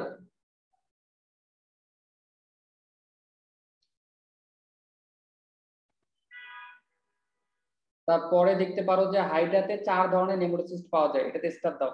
হাইড্রাতে কয় ধরনের নেমাটোসিস্ট পাওয়া যায়? সেটা হচ্ছে 4 ধরনের নেমাটোসিস্ট পাওয়া যায়, খুবই ইম্পর্টেন্ট। তারপরে আসো এই যে ভলভেট কি বা ভলভেন্ট কি, এটা আমরা একটু পরে পড়বো, এটা বিস্তারিত দেওয়া আছে। তারপরে দেখো এই যে ফ্লাজেলীয় কোষের মুক্ত প্রান্তে 1 থেকে 4টি সুতার মতো ফ্লাজেলা থাকে। এটা মানে ভাইটাতে তোমার হচ্ছে কয়টা সুতার মতো ফ্লাজেলা থাকে? 1 থেকে 4টা, সেটা হচ্ছে ফ্লাজেলীয় কোষের মুক্ত প্রান্তে। আর গ্রন্থি কোষের ফ্লাজেলার সংখ্যা মানে যেটা হচ্ছে তোমার হাইড্রার চলনে সাহায্য করে সেটার মধ্যে ফ্লাজেলার সংখ্যা হচ্ছে 1 থেকে 2টি। এরপরে দেখো এরপরে ট্রিপল স্টার দাও, যে দুইটা ইনফরমেশন দেওয়া আছে পরে। লম্বা দূরত্ব অতিক্রমের জন্য হাইড্রা হামাগুড়ির সাহায্যে চলে। হামাগুড়ি চলন দেয়, মানে লম্বা দূরত্ব অতিক্রম করার জন্য। যদি এখান থেকে হাইড্রা কক্সবাজার যাইতে চায় সাপোজ ধরে নাও, তাহলে সে হামাগুড়ির মাধ্যমে যাবে। আর দ্রুত চলনের জন্য যেমন এখান থেকে সে যাইতে চায় কারণ বাজার, ফার্মগেট থেকে সে যাবে কারণ বাজার। ফার্মগেট থেকে কারণ বাজার যেতে চাইলে সে মনে করো খুব দ্রুত যাবে, তার তাড়াহুড়া আছে, তাহলে সে যাবে কিসের মাধ্যমে? সে যাবে হচ্ছে মনে করো যে ডিগবাজি চলনের মাধ্যমে। এটা খুবই ইম্পর্টেন্ট, দুইটা আলাদা। লম্বা দূরত্ব অতিক্রমের জন্য হাইড্রা হামাগুড়ি চলন দেয়, আর হচ্ছে দ্রুত চলনের জন্য হাইড্রা ডিগবাজি চলন দেয়। মনে রাখবে, এটা আসছিল ভার্সিটি অ্যাডমিশন টেস্টে আসছিল এবং আসে। তারপরে দেখো এই যে স্রোতহীন পানিতে হাইড্রা বেশি দেখা যায়, এটা একটু মনে রাখবা। আর বাদ বাকি যেগুলো দেওয়া আছে নিচেরটা ইম্পর্টেন্ট। হাইড্রা ডিম্বাশয় দেখতে কেমন? গোলাকার। আর শুক্রাশয় দেখতে হচ্ছে মোচাকার, একটু মাথায় রাখবা।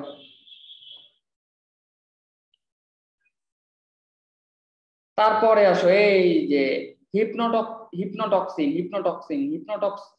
কোথায় পাওয়া যায়? হিপনোটক্সিন পাওয়া যায় হচ্ছে হাইডার কোথায় পাওয়া যায়? সেটা হচ্ছে নিডোপ্লাস্টে। হিপনোটক্সিন হচ্ছে একটা বিষ যেমন সাপের বিষ থাকে না, যেমন তেমনই হচ্ছে হাইডার মতো তোমার হচ্ছে বিষ থাকে।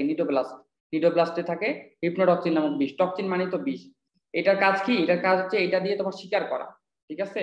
হাইডার যখন তার শিকারকে আক্রমণ করে তখন তার ভিতরে তোমার হচ্ছে যে হিপনোটক্সিন নামক বিষটা প্রবেশ করিয়ে দেয়। প্রবেশ করার মাধ্যমে সেটা কি করে? ওই তোমার হচ্ছে শিকার অকেজ হয়ে পড়ে, যার ফলে কি সে সেটাকে কি ভক্ষণ করতে পারে, খাওয়া দাওয়ার জন্যই তো শিকার করে, তাই না? তারপর হচ্ছে পেনিট্রানটি হচ্ছে তোমার হচ্ছে আদর্শ নেমাটোসিস্ট। এটা আছে নিচে আছে, আমরা নিচে পড়বো এটা নিয়ে বিস্তারিত। তারপর দেখো এই যে হাইড্রা ভিরিডিসিমা কোষিকার সংখ্যা হচ্ছে 6টা, এটা একটু মনে রাখতে পারো।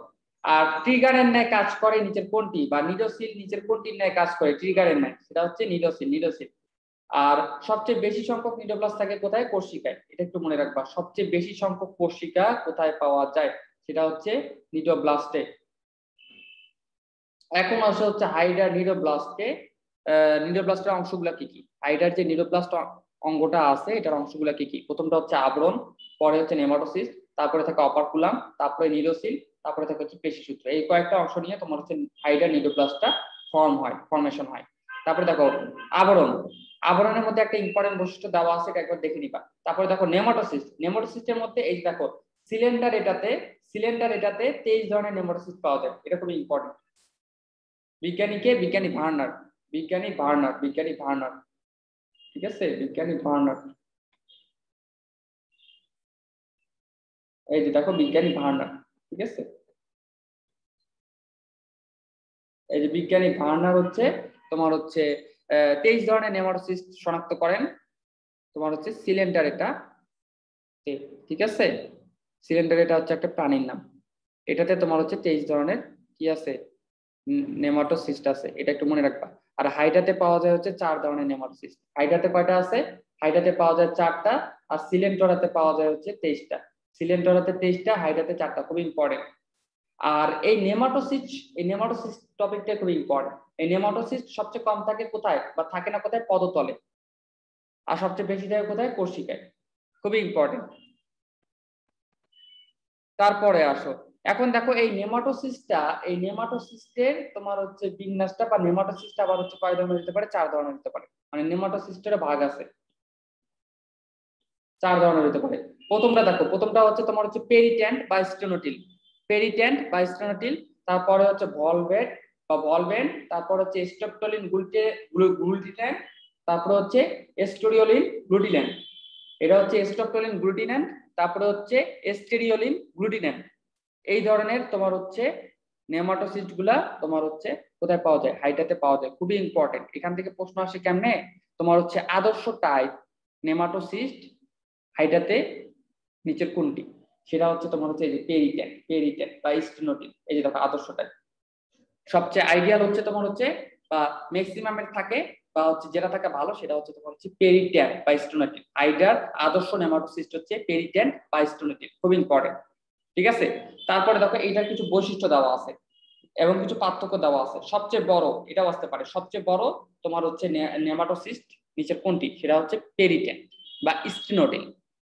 তারপর তোমার প্রশ্ন আসতে পারে যে কণ্টকবিহীন, এই যে দেখো কণ্টকবিহীন মানে কাটা থাকবে না, সেটা হচ্ছে তোমার হচ্ছে এস্টোরিওলিন গ্লুটিন্যান্টে তোমার হচ্ছে কি কোনো কাটা থাকবে না। বা এটা আসতে পারে কণ্টকবিহীন তোমার নেমাটোসিস্ট নিচের কোথায় পাওয়া যায়? এস্টোরিওলিন গ্লুটিন্যান্ট, মনে রাখবা। এই যে হাইড্রা নেমাটোসিস্ট 4 প্রকার। এই যে এখানে তোমার হচ্ছে এই যে ইনফরমেশন গুলো দেওয়া আছে না, এগুলোর বিস্তারিত বলে দেওয়া আছে। এই যে এটা একটু দেখে নিবা। এবং ইম্পর্টেন্ট হচ্ছে যে এখানকার যে তোমার হচ্ছে বৈশিষ্ট্যগুলো দেওয়া আছে, এই বৈশিষ্ট্যগুলো থেকে তোমার স্পেসিফিক প্রশ্ন আসবে, একবার দেখে নিলেই পারবা আশা করি। তারপরে দেওয়া আছে মেসোগ্লিয়া কি? তোমার হচ্ছে মেসোগ্লিয়া হচ্ছে তোমার হচ্ছে হাইড্রার এপিডার্মিস আর হচ্ছে গ্যাস্ট্রোডার্মিসের মধ্যবর্তী স্থানে যে জেলিন ন্যায় তোমার হচ্ছে জেলি লাইক স্ট্রাকচারটা থাকে বা থলথলে পদার্থটা থাকে, সেটাকে বলা হয়েছে তোমার হচ্ছে মেসোগ্লিয়া। এটা একটু মনে রাখবা যে নিচের কোনটিতে মেসোগ্লিয়া পাওয়া যায়, সেটা হচ্ছে তোমার হচ্ছে হাইড্রার মধ্যে। বা হাইড্রার কোথায় মেসোগ্লিয়া পাওয়া যায়, সেটা হচ্ছে এপিডার্মিস আর হচ্ছে গ্যাস্ট্রোডার্মিসের মাঝখানে। তারপর তোমার হচ্ছে মেসোগ্লিয়ার কাজ কি? মেসোগ্লিয়ার কাজ হচ্ছে কি, তোমার হচ্ছে দেহের বিভিন্ন কোষের কার্যকলাপের সমন্বয় সাধন করে, মানে রিলেশন করে। আর হচ্ছে মেসোগ্লিয়া দুটি কোষস্তরের ভিত্তিরূপ হিসেবে কাজ করে। এরপর এটা খুবই ইম্পর্টেন্ট, এটা এমসিকিউতে আসে যে হাইড্রার দেহ প্রাচীরে অবস্থিত কোষসমূহ, এটাকে আবার ভাগ করা যায় 2 ভাগে। একটা হচ্ছে বহিঃত্বকে অবস্থিত কোষসমূহ। হাইড্রার দেহ প্রাচীর কি, একটা আছে বহিঃত্বক বাইরের দিকটা, আর একটা হচ্ছে অন্ততক মানে ভিতরের দিকটা। এখন হচ্ছে বহিঃত্বকে কোন কোষগুলো থাকবে আর হচ্ছে অন্ততকে কোন কোষগুলো থাকবে, এটা তোমাকে জানা রাখবে। এটা আসে যে হচ্ছে হাইড্রার বহিঃত্বকে অবস্থিত কোষসমূহ বা কোষ নিচের কোনটি, বা আসতে পারে হাইড্রার অন্ততকে অবস্থিত কোষ নিচের কোনটি, ঠিক আছে। এটা একটু তোমাকে মনে রাখা রাখবে। যেমন বহিঃত্বকে পাওয়া যায় হচ্ছে পেশি আবরণী কোষ, ইন্টারস্টিশিয়াল কোষ, স্নায়ু কোষ, সংবিধি কোষ, গ্রন্থি কোষ, জনন কোষ, নিউরোপ্লাস্ট কোষ, এই 7 ধরনের। আর অন্ততকে পাওয়া যায় কোনগুলা? অন্ততকে পাওয়া যায় হচ্ছে পুষ্টি কোষ, গ্রন্থি কোষ, স্নায়ু কোষ, ইন্টারস্টিশিয়াল কোষ, সংবিধি কোষ, ঠিক আছে। এখানে দেখো একটা তোমার হচ্ছে অন্ততকে অবস্থিত কোষ সমূহ মনে রাখার জন্য একটা ছন্দ দেওয়া আছে, দেখো নিজ পয়সা সংগ্রহই, নিজ পয়সা সংগ্রহই। তোমরা যদি এটা মনে রাখতে পারো, এই ছন্দটা মনে রাখতে পারো, তাহলে এই ছন্দ দিয়ে তোমার কি অন্ততকে অবস্থিত কোষসমূহ মনে থাকবে। আর অন্ততকে অবস্থিত কোষসমূহ মনে রাখা মানেই হচ্ছে তোমার হচ্ছে এগুলা বাদে যেগুলা আছে সেগুলা কি তোমার হচ্ছে বহিঃত্বকে অবস্থিত কোষসমূহ। আবার এমনও হইতে পারে যে অন্ততকে কোষগুলো আছে, এই কোষগুলো আবার হচ্ছে বহিঃত্বকে আছে। যেমন দেখো এই যে ইন্টারস্টিশিয়াল কোষ, এই যে ইন্টারস্টিশিয়াল কোষ, গ্রন্থি কোষ, তারপর হচ্ছে তোমার হচ্ছে এই যে দেখো সংবেদী কোষ, এই যে সংবেদী কোষ, ইন্টারস্টিশিয়াল কোষ, গ্রন্থি কোষ, এগুলা কিন্তু তোমার কি অন্তত বহিঃত্বক দুই জায়গায় আছে। সো এইটা একটু মনে রাখতে পারো এই ছন্দটা, যে নিজ পয়সা সংগ্রহী, নিতে হচ্ছে নিডোসাইট, তারপর হচ্ছে পথে কি, পথে হচ্ছে পেশি আবরণী কোষ, তারপর সাথে হচ্ছে স্নায়ু কোষ, তারপরে সংগ্রহের দন্ত সাথে হচ্ছে কি সংবেদী কোষ, সংতে এই যে সংতে সংবেদী কোষ, গ্রোথে গ্রন্থি কোষ, আর ইতে হচ্ছে ইন্টারস্টিশিয়াল কোষ। এটা এমসিকিউতে আসে। তারপরে দেখো, তারপরে দেওয়া আছে তোমার হচ্ছে পলিপ। পলিপ কি তোমার হচ্ছে হাইড্রা ভুলগারিস, যেটা বাংলাদেশে সর্বাধিক প্রাপ্ত হাইড্রার একটা প্রজাতি, সবচেয়ে বেশি পাওয়া যায়। হাইড্রা ভুলগারিসের গাত্রবর্ণ হালকা বাদামি, এবং এটা দেহকে বলা হয় হচ্ছে তোমার হচ্ছে পলিপ। মানে হাইড্রা ভুলগারিসের দেহকে বলা হয় হচ্ছে তোমার হচ্ছে পলিপ, এটুকু জিনিস একটু মনে রাখবা। হাইড্রা ভুলগারিসের দেহকে বলা হয় পলিপ, পলিপ, পলিপ। আর হাইড্রা ভুলগারিসের বর্ণ কেমন, সেটা হচ্ছে হালকা বাদামি। এই যে খুবই ইম্পর্টেন্ট ইনফরমেশন, হাইড্রার শুক্রাণু পানিতে কত ঘন্টা বেঁচে থাকতে পারে? 48 ঘন্টা যাবত বেঁচে থাকতে পারে। হাইড্রার শুক্রাণু পানিতে 48 ঘন্টা যাবত বেঁচে থাকতে পারে। আর হাইড্রা হচ্ছে মাংসাশী প্রাণী। মাংসাশী প্রাণী মানে কি, এরা কি মাংস খায়, মানে কি প্রাণীকে আক্রমণ করে। এই যে হাইড্রা, হাইড্রা অন্য কোনো প্রাণী ভক্ষণ করিয়া মাংসাশী জীবন ধারণ করে, বা হচ্ছে কি হাইড্রা অন্য কোনো প্রাণীকে ভক্ষণ করে জীবন ধারণ করে। এরা কিন্তু উদ্ভিদ না, ঠিক আছে, এরা ভেজিটেরিয়ান না, এরা কি, এরা হচ্ছে মাংসাশী প্রাণী। আর হাইড্রার শুক্রাণু পানিতে কতক্ষণ পর্যন্ত বেঁচে থাকতে পারে, সেটা হচ্ছে 48 ঘন্টা। খুবই ইম্পর্টেন্ট, মনে রাখবা। তার মানে কতদিন? 2 দিন। হাইড্রার শুক্রাণু পানিতে 48 ঘন্টা যাবত বেঁচে থাকতে পারে। তারপর দেখো হিপনোটক্সিন। হিপনোটক্সিন কি? হিপনোটক্সিন হচ্ছে তোমার হচ্ছে হাইড্রার নিডোব্লাস্টে প্রাপ্ত একটা হচ্ছে বিষ, বিষ। হাইড্রার নিডোব্লাস্টে প্রাপ্ত এক প্রকার বিষকে বলা হয়েছে তোমার হচ্ছে এই হিপনোটক্সিন। হিপনোটক্সিন দিয়ে কি করে হাইড্রা, হিপনোটক্সিন দিয়ে হাইড্রা কি করে, তার শিকার করে, তার শিকারকে আক্রমণ করে তোমার হচ্ছে ওই নিডোপ্লাস্ট থেকে তোমার হচ্ছে নেমাটোসিস দিয়ে শিকারকে আক্রমণ করে। যেমন সাপ যেমন দর্শন করে কি করে দেয়, তার দাঁত দিয়ে কি বিষটা ছেড়ে দেয় না তার শিকারের দেহতে, ঠিক তেমনই তোমার হাইড্রা নেমাটোসিস দিয়ে তার শিকারকে আক্রমণ করে তোমার হচ্ছে নিডোপ্লাস্ট দিয়ে হিপনোটক্সিনটা তার দেহে প্রবেশ করিয়ে দেয়। যার ফলে কি হয়, ওই প্রাণীটা মারা যায় বা অকেজ হয়ে যায়, যার ফলে হাইড্রা কি ওই প্রাণীটাকে ভক্ষণ করতে পারে। এবং এই হিপনোটক্সিনটা কি নিয়ে গঠিত, এটা খুবই ইম্পর্টেন্ট। এখানে 5 স্টার দিলেও কম হবে, এটা আসে, আসছে এবং আসবে। সেটা কি, হিপনোটক্সিনটা হচ্ছে তোমার হচ্ছে আমিষ এবং হচ্ছে ফেনল, এই দুইটা জিনিস নিয়ে গঠিত। হিপনোটক্সিন কি নিয়ে গঠিত, সেটা হচ্ছে আমিষ এবং ফেনল। আমিষ এবং হচ্ছে ফেনল, আমিষ এবং ফেনল। হিপনোটক্সিন নিচের কোনটি নিয়ে গঠিত, সেটা হচ্ছে আমিষ এবং ফেনল, খুবই ইম্পর্টেন্ট। তারপরে দেখো হাইড্রার কঙ্কাল রূপে কাজ করে নিচে কোনটি, একটু আগে আমরা যেটা পড়ে আসলাম মেসোগ্লিয়া। আর ইন্টারস্টিশিয়াল কোষকে বলা হয় হচ্ছে হাইড্রা রিজার্ভ কোষ। কেন রিজার্ভ কোষ বলা হয়, কারণ হচ্ছে ইন্টারস্টিশিয়াল কোষ থেকে হাইড্রার যে কোনো কোষ সৃষ্টি হতে পারে, এই কারণে। তারপরে আসো এর পরের গুলা তোমরা জানো। তারপরে দেখো এই যে হাইড্রা হচ্ছে ডিপ্লোব্লাস্টিক প্রাণী।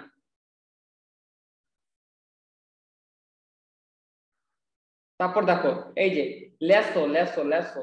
হাইড্রার ল্যাসো নামক অংশটি কোথায় পাওয়া যায়, হাইড্রার দেহের কোথায় পাওয়া যায়, সেটা হচ্ছে পেশি সূত্রে পাওয়া যায়, এটা একটু মনে রাখো। তারপরে আসো ইম্পর্টেন্ট টপিক, হাইড্রার চলন। হাইড্রার চলন, হাইড্রার এখানে অনেক ধরনের চলন আছে। এখানে তোমার হচ্ছে মোটামুটি ইম্পর্টেন্ট হচ্ছে লুপিং চলন আর হচ্ছে ডিগবাজি চলন। এটা হচ্ছে হাইড্রার মেইন দুইটা চলন, একটা হচ্ছে লুপিং আর একটা হচ্ছে সমারসল্টিং বা হচ্ছে ডিগবাজি চলন। এই হাইড্রার চলন টপিকটা কিন্তু খুবই গুরুত্বপূর্ণ অ্যাডমিশন টেস্টের জন্য। যে হাইড্রার চলন অনেক ধরনের, চলন মানে কি, হাইড্রা এক জায়গা থেকে যে আরেক জায়গায় যাবে, কিভাবে যাবে, কি ধরনের চলনের মাধ্যমে যাবে, সেটা। এটা অনেক ধরনের চলন দেখা যায়, স্পেসিফিক মানে নির্দিষ্ট করে বলা যাবে না যে সে 9 ধরনের বা 8 ধরনের বা 7 ধরনের চলন হাইড্রাতে দেখা যায়, অনেক ধরনের চলন দেখা যায়। তার মধ্যে সবচেয়ে গুরুত্বপূর্ণ দুইটা হচ্ছে প্রথম দুইটা, সেটা হচ্ছে একটা হচ্ছে লুপিং চলন আর একটা হচ্ছে তোমার হচ্ছে সমারসল্টিং বা হচ্ছে ডিগবাজি চলন। আমরা একটু আগে পড়ে আসলাম যে হচ্ছে হাইড্রা তোমার হচ্ছে খুব দ্রুত চলাচল করার জন্য তোমার হচ্ছে কি, তোমার সমারসল্টিং বা হচ্ছে ডিগবাজি চলনের মাধ্যমে চলাচল করে। দেখো প্রথম পেজে পড়ে আসছি এবং ট্রিপল স্টার দিয়ে আসছি। এই যে হাইড্রা দ্রুত, এই যে হাইড্রা দ্রুত চলাচলের জন্য ডিগবাজি চলন দেয়, আর লম্বা দূরত্ব চলনের জন্য দেয় হচ্ছে হামাগুড়ি চলন। এখন এখানে কিছু বিস্তারিত আলাপ আলোচনা করা আছে, যেমন লুপিং চলন নিয়ে। লুপিং চলনটা কি? এই লুপিং চলন মানে হচ্ছে লুপ সৃষ্টি করার মাধ্যমে চলবে। হাইড্রা যখন লুপ সৃষ্টি করার মাধ্যমে চলবে, এই যে এটা মনে করো হাইড্রা না, এটা মনে করো যে হাইড্রা মনে করো এটা হাইড্রা হচ্ছে যখন এই যে এইভাবে চলবে লুপ সৃষ্টি করার মাধ্যমে, এভাবে হেলে যাবে। তারপরে হচ্ছে কিভাবে হেলে যাবে না হাইড্রাটা, এটা মাঝখানে একটা লুপ সৃষ্টি হলো। এই যে এইভাবে যদি লুপ সৃষ্টি করার মাধ্যমে চলে তাহলে সেটাকে বলা হচ্ছে তোমার হচ্ছে লুপিং চলন। লুপিং। দেখো গতিপথের দিকে দেহকে প্রসারিত করে এবং মৌখিক তলকে ভিত্তির কাছাকাছি নিয়ে আসে। এই যে মৌখিক তল, এটা মৌখিক তলকে ভিত্তির কাছাকাছি নিয়ে আসে বা মাটির কাছাকাছি নিয়ে আসে, বা যেখানে চলবে সেই ভিত্তিটার কাছাকাছি নিয়ে আসবে। এবং হচ্ছে কোর্সিকার গ্লুডিন্যান্ট নেমোটোসিস্টের সাহায্যে ভিত্তিকে আটকে ধরবে। এই যে কোর্সিকার গ্লুডিন্যান্ট নেমোটোসিস্ট, যেগুলাকে মনে করো যে কোর্সিকার তোমার হচ্ছে গ্লুডিন্যান্ট নেমোটোসিস্ট, এগুলোর মাধ্যমে কি করবে? ভিত্তিকে আঁকড়ে ধরবে। এই আঁকড়ে ধরে তারপরে কি আবার হচ্ছে সোজা হয়ে যাবে। সোজা মানে বোঝো না? এখন হচ্ছে উল্টা দিকে এই যে তোমার এরকম হয়ে যাবে, এভাবে চলবে, আবার কি লুপ সৃষ্টি করবে। এই ধরনের চলনকে বলা হচ্ছে লুপিং চলন।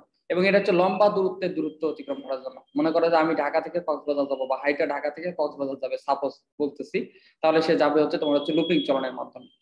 এই যে লুপিং লম্বা দূরত্ব অতিক্রম করার জন্য লুপিং চলন ইউজ করে। আর সমারসল্টিং বা ডিগবাজি হচ্ছে হাইটার সাধারণ ও দ্রুত চলন, এটা একটু মনে রাখবা। তারপরে দেখো আরো অনেক ধরনের চলন দেখা যায়। তারপর হচ্ছে গ্লাইডিং বা এমিবয়েড চলন, তারপর ভাষা, তারপর সাঁতার, তারপর হ্যাচড়ানো, তারপর নতমুখী চলন, তারপর হচ্ছে দেহকে সংকোচন পোষণ করার মাধ্যমে চলন, তারপর হচ্ছে ক্রমসংকোচন চলন। এটা এরকম প্রশ্ন আসতে পারে, নিচের কোনগুলো হাইড্রার চলন নির্দেশ করে, বা নিচের কোনটি হাইড্রার চলন নয়। ঠিক আছে, নিচের কোনটি হাইড্রার চলন নয়, এটা অ্যান্সার করার জন্য কি করা লাগবে? এই যে এই কয়টা পয়েন্ট মনে রাখা লাগবে, যে হাইড্রাতে এই কয়টা ধরনের চলন দেখা যায়। এটাতে এই কয়টা ধরনের চলন দেখা যায়। আদনান খান রিফাত একটা মেসেজ দিল, কি আসসালামু আলাইকুম ওয়া রাহমাতুল্লাহি ওয়া বারাকাতুহু।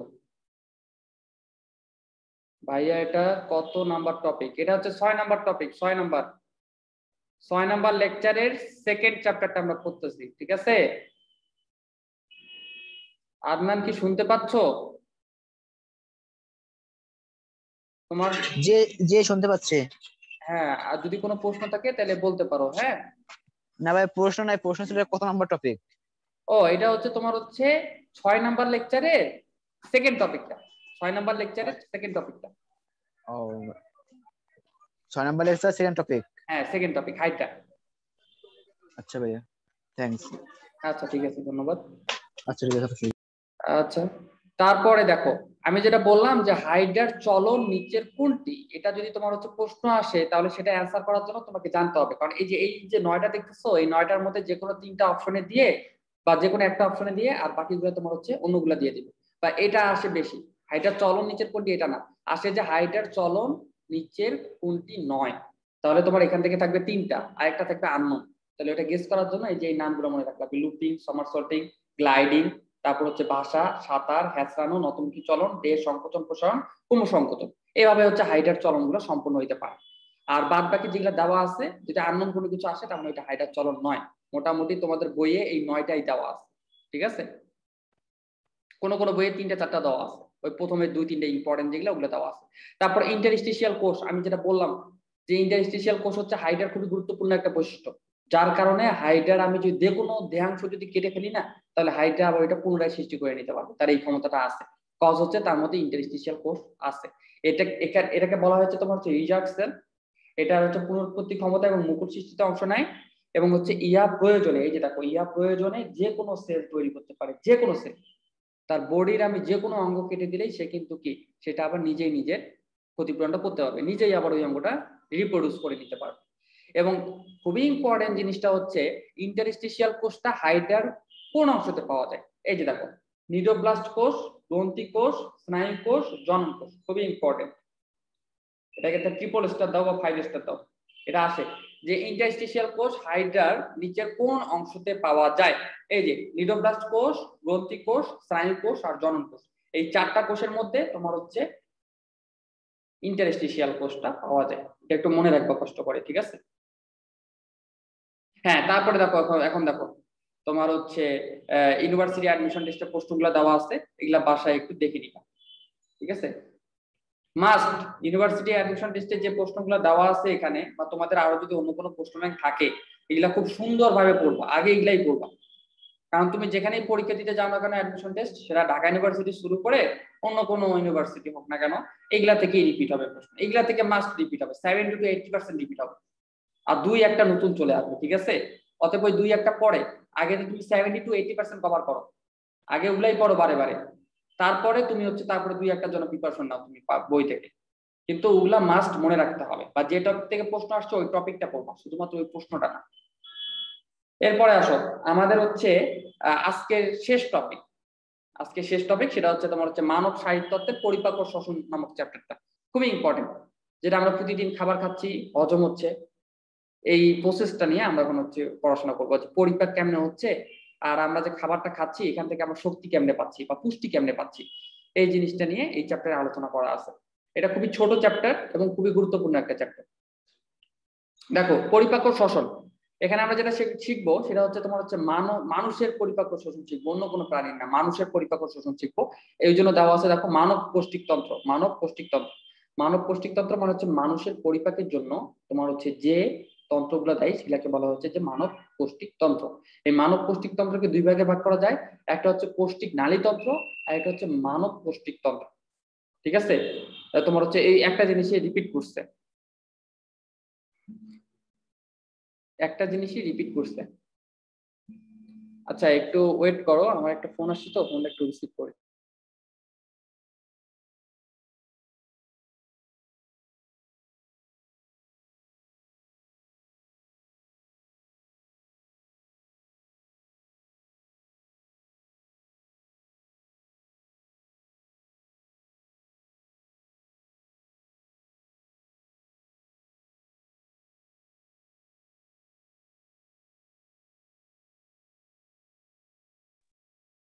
হ্যাঁ একটু সরি, আমার একটা ফোন আসছিল তো আর্জেন্ট, একটু ধরতে হয়েছিল।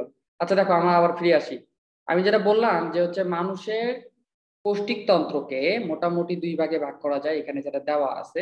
এখানে একটা জিনিস মনে হয় প্রিন্টিং মিস্টেক আছে, এই যে দেখো, এই যে মানব পৌষ্টিকতন্ত্র কথাটা উপরে রিপিট করছে, নিচেও রিপিট করছে, দেখো, ঠিক আছে?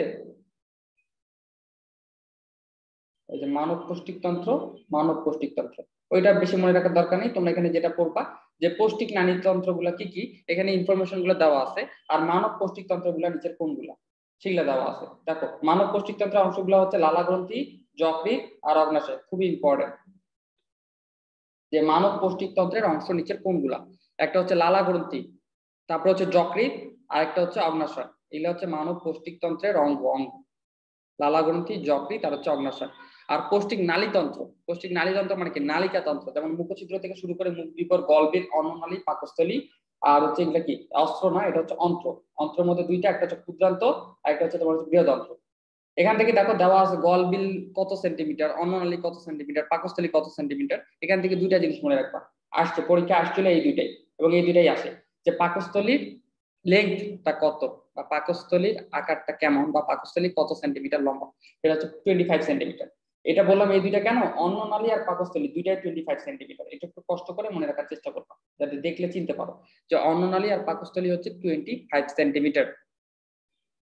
তারপরে আসে দেখো তোমার হচ্ছে পাকস্থলীর ভাগ দেওয়া আছে, পাকস্থলীকে কয়টা ভাগে ভাগ করা যায়, একটা হচ্ছে কার্ডিয়া, একটা হচ্ছে ফান্ডাস, একটা হচ্ছে দেহ, আর একটা হচ্ছে পাইলোরাস। এটা জাস্ট একটু মনে রাখবা।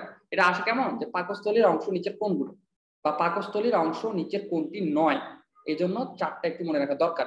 একটা হচ্ছে কার্ডিয়া, একটা হচ্ছে ফান্ডাস, একটা হচ্ছে দেহ, একটা হচ্ছে পাইলোরাস। এই চারটা অংশ হচ্ছে তোমার কোথায় পাওয়া যায়, পাকস্থলীতে পাওয়া যায়। আবার দেখো তোমার হচ্ছে অন্ত্রের মধ্যে কয়টা অন্ত্র আছে, একটা হচ্ছে ক্ষুদ্রান্ত্র আর একটা হচ্ছে বৃহদন্ত্র। ক্ষুদ্রান্ত্রের মধ্যে তোমার হচ্ছে তিনটা পার্ট পাওয়া যায়, একটা হচ্ছে ডিওডেনাম, একটা হচ্ছে জেজুনাম আর একটা হচ্ছে ইলিয়াম। একটা ডিওডেনাম, একটা জেজুনাম আর একটা হচ্ছে তোমার হচ্ছে ইলিয়াম। এই তিনটা জিনিস পাওয়া যায় কোথায়, ক্ষুদ্রান্ত্রে। আর বৃহদন্ত্র পাওয়া যায় কোথায়, তোমার সরি বৃহদন্ত্রকে পার্ট করলে বা ভাঙলে তোমার হচ্ছে বৃহদন্ত্রের মধ্যে মোটামুটি এই নিচের কয়টা জিনিস পাওয়া যায়। একটা হচ্ছে সিকাম, কোলন, মলাশয়, এই তিনটা পার্ট হচ্ছে মেইন পার্ট। একটা হচ্ছে সিকাম, 2 নম্বর হচ্ছে কোলন, 3 নম্বর হচ্ছে মলাশয়। Caecum, colon, মলাশয়। আর এখানে পরে দিছে হচ্ছে মলাশয়িক অ্যাম্পুলা, ওটা অতটা ইম্পর্টেন্ট না। আরেকটা হচ্ছে তোমার হচ্ছে পায়ু বা হচ্ছে রেকটাম, ঠিক আছে, পায়ু, ঠিক আছে। এখান থেকে যেটা মনে রাখবা, এটা আসছিল লাস্ট ইয়ারই মনে আসছিল যে নিচের কোনটি ক্ষুদ্রান্ত্রের অংশ। তাহলে ওটা জানার জন্য তোমাকে এই তিনটা জানা লাগবে। ক্ষুদ্রান্ত্রের মধ্যে তোমার হচ্ছে তিনটা অংশ পাওয়া যায়, সেটা হচ্ছে একটা ডিওডেনাম, একটা হচ্ছে জেজুনাম, আর একটা হচ্ছে ইলিয়াম। আর বৃহদন্ত্রের মধ্যে মেইনলি তিনটা পার্ট পাওয়া যায়, একটা হচ্ছে সিকাম, আরেকটা হচ্ছে কোলন, আরেকটা হচ্ছে মলাশয়। এই তিনটা মনে রাখবে। আরেকটা তো পাইব, এটা তোমরা জানো বৃহদন্ত্রের মধ্যে রেকটাম বলে, ঠিক আছে, বা হচ্ছে অ্যানাস বলে,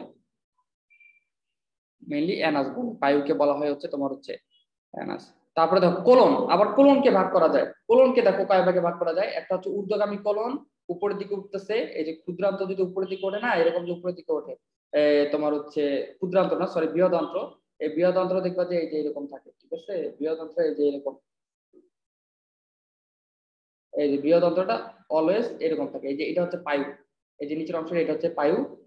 আর এই যে বৃহদন্ত্রটা যে উপরের দিকে উঠতেছে, এটাকে বলা হচ্ছে এই এই পার্টটাকে বলা হচ্ছে কোলন, এটাকে বলা হচ্ছে ঊর্ধ্বগামী কোলন। এই যে এটাকে বলা হচ্ছে ঊর্ধ্বগামী কোলন, তারপরে এটাকে বলা হচ্ছে অনুপ্রস্থ কোলন, তারপরে নিচের দিকে যে আসতেছে এটাকে বলা হচ্ছে নিম্নগামী কোলন। আমাদের বৃহদন্ত্রটা কিন্তু এরকমের। আমাদের বৃহদন্ত্রের স্ট্রাকচারটা দেখি আমরা, তাহলে বৃহদন্ত্রের স্ট্রাকচারটা কিন্তু এরকমের। এই যে উপরে উঠে যায়, তারপর আবার একটু সামনের দিকে যায়, আবার হচ্ছে নিচে নেমে যায়। সবারই বৃহদন্ত্র এইরকমের, মানুষের বৃহদন্ত্র দেখতে এইরকমের। এখন আমরা জানি বৃহদন্ত্রের পার্ট মেইনলি তিনটা, একটা হচ্ছে সিকাম, একটা হচ্ছে কোলন, আর একটা হচ্ছে মলাশয়, ঠিক আছে। এই যে মলাশয় হচ্ছে নিচের পার্টটা, তারপর হচ্ছে সিকাম হচ্ছে এই পার্টটা, এই শুরুর পার্টটা বলা হচ্ছে সিকাম, আর মলাশয় হচ্ছে নিচের পার্টটা। আর এই যে বড় পার্টটা দেখতেছো, উপরে উঠলো আবার পাশে গেল আবার নিচে নামলো, এই পার্টটাকে বলা হয় হচ্ছে তোমার কি, কোলন। কোলনের তিনটা পার্ট।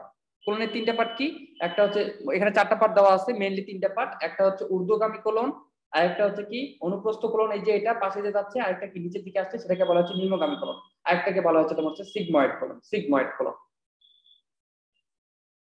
এটা একটু মনে রাখবা।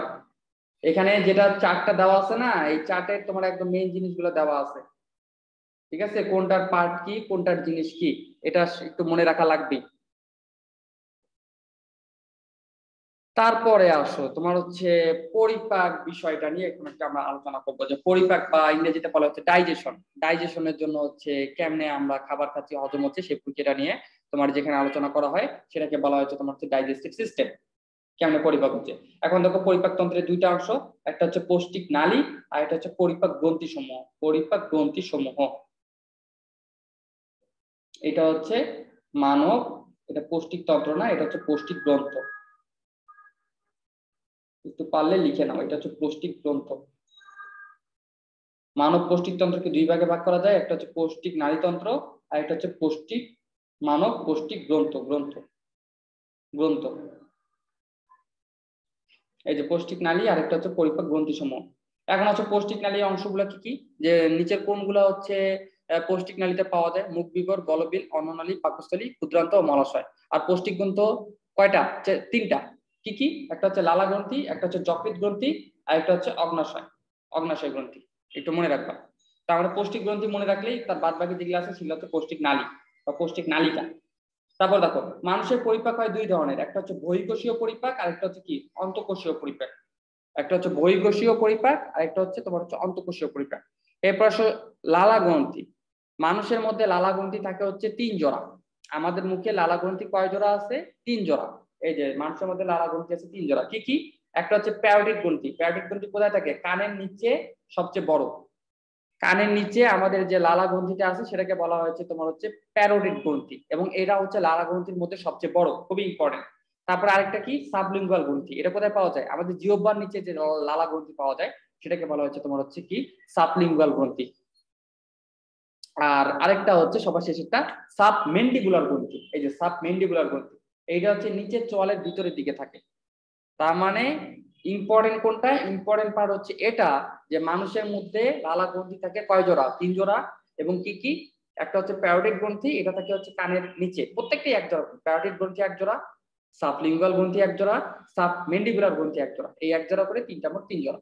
ঠিক আছে, এখন এখান থেকে ইম্পর্টেন্ট হচ্ছে সবচেয়ে বড় লালা গ্রন্থি নিচের কোনটি? প্যারোটিড গ্রন্থি। আর হচ্ছে তোমার কি যে প্যারোটিড গ্রন্থি কোথায় পাওয়া যায়? 2 কানের নিচে। আর তোমার সাবলিঙ্গুয়াল গ্রন্থি কোথায় পাওয়া যায়? জিহ্বার নিচে। আর সাবমেন্ডিবুলার গ্রন্থি কোথায় পাওয়া যায়? নিচের চোয়ালের ভিতরের দিকে। এই অবস্থানগুলো যেটুকু দেওয়া আছে এটুকু মনে রাখলে জানাবো। তারপরে আসা হচ্ছে তোমার হচ্ছে গ্রন্থি কোষ। গ্রন্থি কোষ হইতে পারে 2 ধরনের, একটা হইতে পারে মিউকাস কোষ, যেখান থেকে মিউসিন নিঃসৃত হবে। মিউসিনের কাজ কি? মিউসিনের কাজ হচ্ছে কি যে তোমার খাদ্যটাকে পিচ্ছিল বানায় দেওয়া, খাদ্যটাকে পিচ্ছিল বানায় দেওয়া। এটা কি আমাদের হচ্ছে তোমার লালা রসের মধ্যেই থাকে মিউকাস কোষ। লালা গ্রন্থির মধ্যে থাকে হচ্ছে তোমার হচ্ছে এই যে আমরা এতগুলো গ্রন্থি বললাম যে প্যারোটিড গ্রন্থি বা লালা গ্রন্থি 3 প্রকার, প্যারোটিড, সাবলিঙ্গুয়াল, তারপর সাবমেন্ডিবুলার। এই 3 প্রকার গ্রন্থির মধ্যে যে কোষগুলো থাকে সেই কোষগুলো হচ্ছে 2 ধরনের, একটা হচ্ছে মিউকাস কোষ আর একটা হচ্ছে সেরাস কোষ। মিউকাস কোষের কাজ কি? মিউকাস কোষ থেকে তোমার হচ্ছে মিউসিন নামক একটা হচ্ছে পদার্থ পরিত হয়, মিউসিন নামক পিচ্ছিল একটা পদার্থ হচ্ছে তরল একটা সিক্রেশন হয়। এটার কাজ কি? এটা হচ্ছে খাবারটাকে পিচ্ছিল করে দেওয়া বা নরম করে দেওয়া। এই যে আমরা যে খাবার খাচ্ছি এটা যদি শক্ত হইতো আমরা তো গিলতে পারতাম না। অনেক সময় দেখা যায় যে শুকনো খাবার খাইলে আমাদেরকে মনে করো যে গলার মধ্যে আটকে যায়, তখন আমাদেরকে পানি খাইতে হয়। ঠিক আছে, পানি খাওয়ার কথা বলে পানি খেতে মন চাচ্ছে, তারা একটু পানি খেয়ে নেই।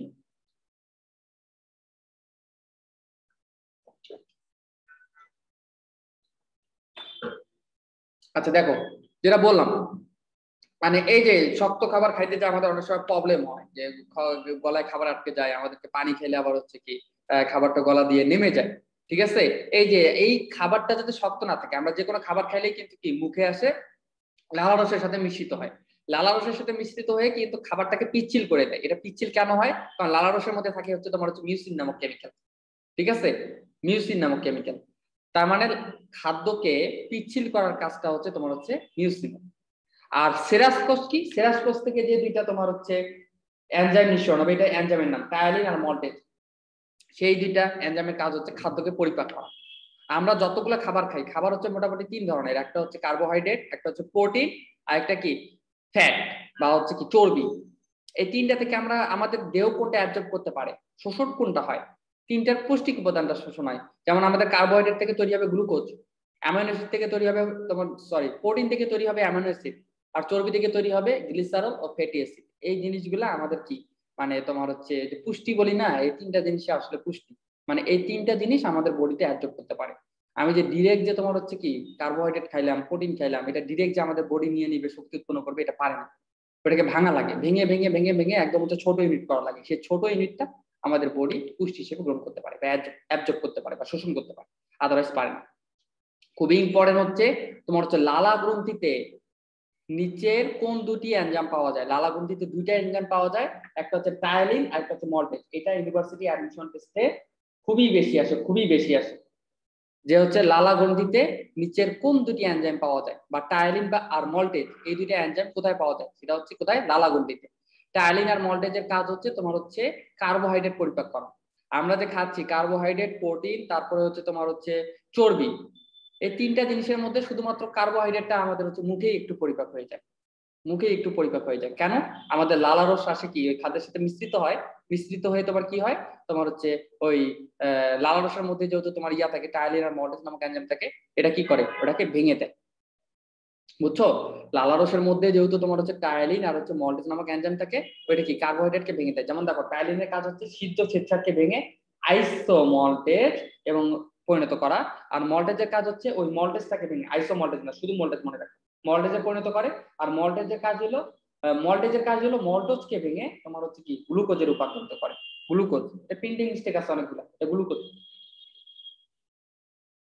টায়ালিনের কাজ হলো কার্বোহাইড্রেটকে ভেঙে সেখান থেকে মল্টোজ পরিণত করা। আর মল্টেজ নামের সাথে মিল আছে, মল্টোজের উপর অ্যাকশন করে কি অ্যাকশন করবে? মল্টেজ, মল্টেজ নামক এনজাইম। এই মল্টেজটা মল্টোজকে ভেঙে সেখান থেকে কি তৈরি করবে? গ্লুকোজ তৈরি করবে, গ্লুকোজ। তারপরে দেখো, এই জন্য বলা হয় কি যখন তোমরা খাবার খাবা বা যখন আমরা খাবার খাই তখন সাথে সাথে খাবার মুখে নিয়ে গিলে ফেলা উচিত না, কিছুক্ষণ মুখের মধ্যে চিবানো উচিত। কিছুক্ষণ মুখে নিয়ে চিবাইলে কি হবে? তোমার হচ্ছে কার্বোহাইড্রেটটা একটু কিন্তু পরিপাক হয়ে যাবে তোমার মুখের মধ্যে। এই জন্য খাবার কিছুক্ষণ মুখে রাখা উচিত, খাইলাম আর গিললাম এমনটা না। এই জন্য বলা হয় যে খাবার কিছুক্ষণ চিবায় খাইতে হবে। বুঝতে পারছো? তারপরে দেখো এই যে এরপরে যে ইনফরমেশনটা দেওয়া আছে এটা বলে দেওয়া আছে যে রিসেন্ট ইনভেস্টিগেশনে বা রিসেন্ট তোমার হচ্ছে গবেষণা করে পাওয়া গেছে যে লালারসে স্লাইভারি লাইপেজ নামক চর্বি পরিপাককারী এনজাইম থাকে। মানে আমি তো একটু আগে বললাম যে লালারসের মধ্যে শুধুমাত্র কি শর্করা পরিপাককারী এনজাইম থাকে, সেটা কি টায়ালিন আর হচ্ছে মল্টেন, কার্বোহাইড্রেট পরিপাককারী এনজাইম থাকে। কিন্তু রিসেন্ট যেটা তোমার হচ্ছে গবেষণা হয়েছে সেখান থেকে জানা গেছে যে লালারসের মধ্যে আবার তোমার চর্বি পরিপাককারীও তোমার হচ্ছে কি কয়েকটা এনজাইম থাকে যেগুলোকে বলা হচ্ছে লাইপেজ এনজাইম। ঠিক আছে, এটা অতটা ইম্পর্টেন্ট না, এটা নতুন এডিশনে বইতে চলে আসছে, এটা আসার মতো না। তারপর দেখো আমাদের জিহ্বার মধ্যে কিছু ভাগ আছে, আমরা যে তোমার হচ্ছে টক ঝাল মিষ্টি এই ধরনের বিভিন্ন ধরনের খাবার আছে, এক একটা খাবার টক হইতে পারে, একটা খাবার ঝাল হইতে পারে, একটা খাবার মিষ্টি হইতে পারে। আমাদের জিহ্বার স্বাদ গ্রন্থি আছে, আমাদের জিহ্বার স্বাদ গ্রন্থি আছে। এখন আমাদের জিহ্বার একটা পার্ট এক একটা নির্দিষ্ট একটা অনুভূতি প্রকাশ করে। যেমন খাবারটা যদি হয় মিষ্টি তাহলে সেটা হচ্ছে জিহ্বার অগ্রভাগ দিয়ে বুঝতে পারবা খাবারটা মিষ্টি কিনা, সেটা তুমি বুঝতে পারবা জিহ্বার অগ্রভাগ দিয়ে। আর লবণাক্ত খাবারটা লবণাক্ত কিনা সেটা বুঝতে পারবা হচ্ছে অগ্রভাগের দুই পাশ, এই যে অগ্রভাগের দুই পাশ, এই দুই পাশ দিয়ে বুঝতে পারবা খাবারটা লবণাক্ত কিনা। আর অম্লতা বা টক আমরা বুঝি কিসের মাধ্যমে? পশ্চাতের দুই পাশ, এই যে পশ্চাতের দুই পাশ, এই যে জিহ্বার পশ্চাতের দুই পাশ দিয়ে আমরা হচ্ছে খাবারটা অম্লতা বা টক এটা অনুভূতি করতে পারি। আর তিক্ততা হচ্ছে কি একদম হচ্ছে পশ্চাতে, মানে কি জিহ্বার একদম পশ্চাৎ অংশটা আমাদের হচ্ছে তিক্ত স্বাদটা অনুভব করতে পারে। এটা একটু মনে রাখবা। তারপরে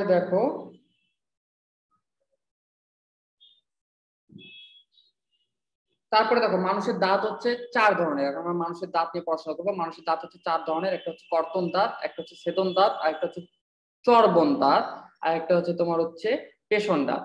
কর্তন দাঁতকে বলা হয় ইনসিসর, ছেদন দাঁতকে বলা হচ্ছে ক্যানাইন, চর্বণ দাঁতকে বলা হয়েছে তোমার হচ্ছে প্রিমোলার, আর তোমার পেষণ দাঁতকে বলা হয় হচ্ছে তোমার মোলার। এই কয় ধরনের দাঁত আমাদের কিন্তু মানুষের পাওয়া যায়, মানুষের মধ্যে এই 4 ধরনের দাঁত পাওয়া যায়।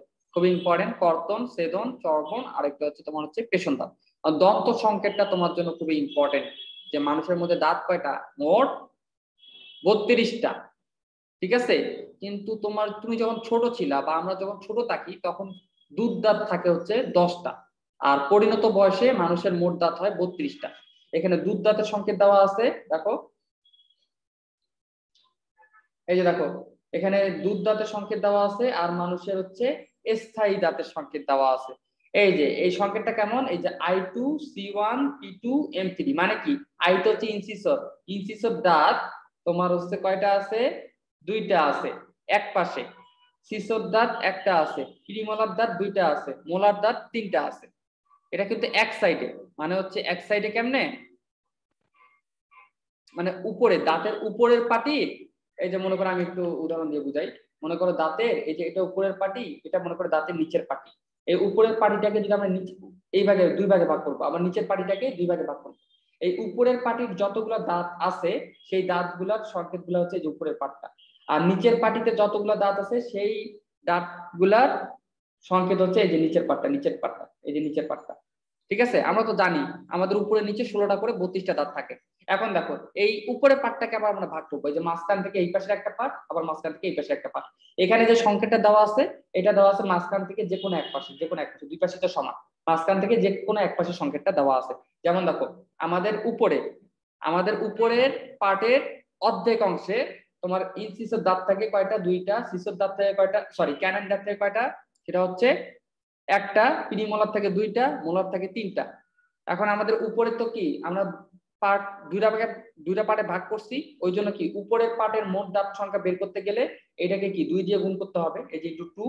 আর নিচের পার্টের কি আবার হচ্ছে আমরা কি এক পাশেরটা বের করছি, এই যে হয় বাম পাশ না হয় ডান পাশ, ওই যে ওইটাকে আবার কি 2 দিয়ে গুণ করলে আবার নিচের পার্টির সবগুলো দাঁত পাবো। এই যে এই মোট দাঁত দেখো উপরের পার্টির বা নিচের পার্টির, উপরের পার্টি বলো বা হচ্ছে নিচের দাঁতের পার্টি বলো, তোমার বাম সাইড বা ডান সাইড সমান ভাগে যদি আমরা ভাগ করি তাহলে এক সাইডে আছে মোট 8টা দাঁত। তার মানে উপরের পার্টিতে এই 8 দুগুণা 16টা, নিচের পার্টিতে 8 দুগুণা 16টা, এই 16 16 মোট হচ্ছে 32টা।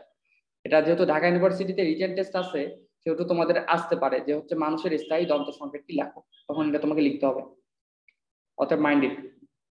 তারপর দেখো দুধ দাঁতের সংখ্যা। দুধ দাঁত মানে কি, যখন একটা শিশু ছোট থাকে তখন তার যে দুধ দাঁত গুলো থাকে সেটার সংকেতটা আমাকে লিখতে হবে।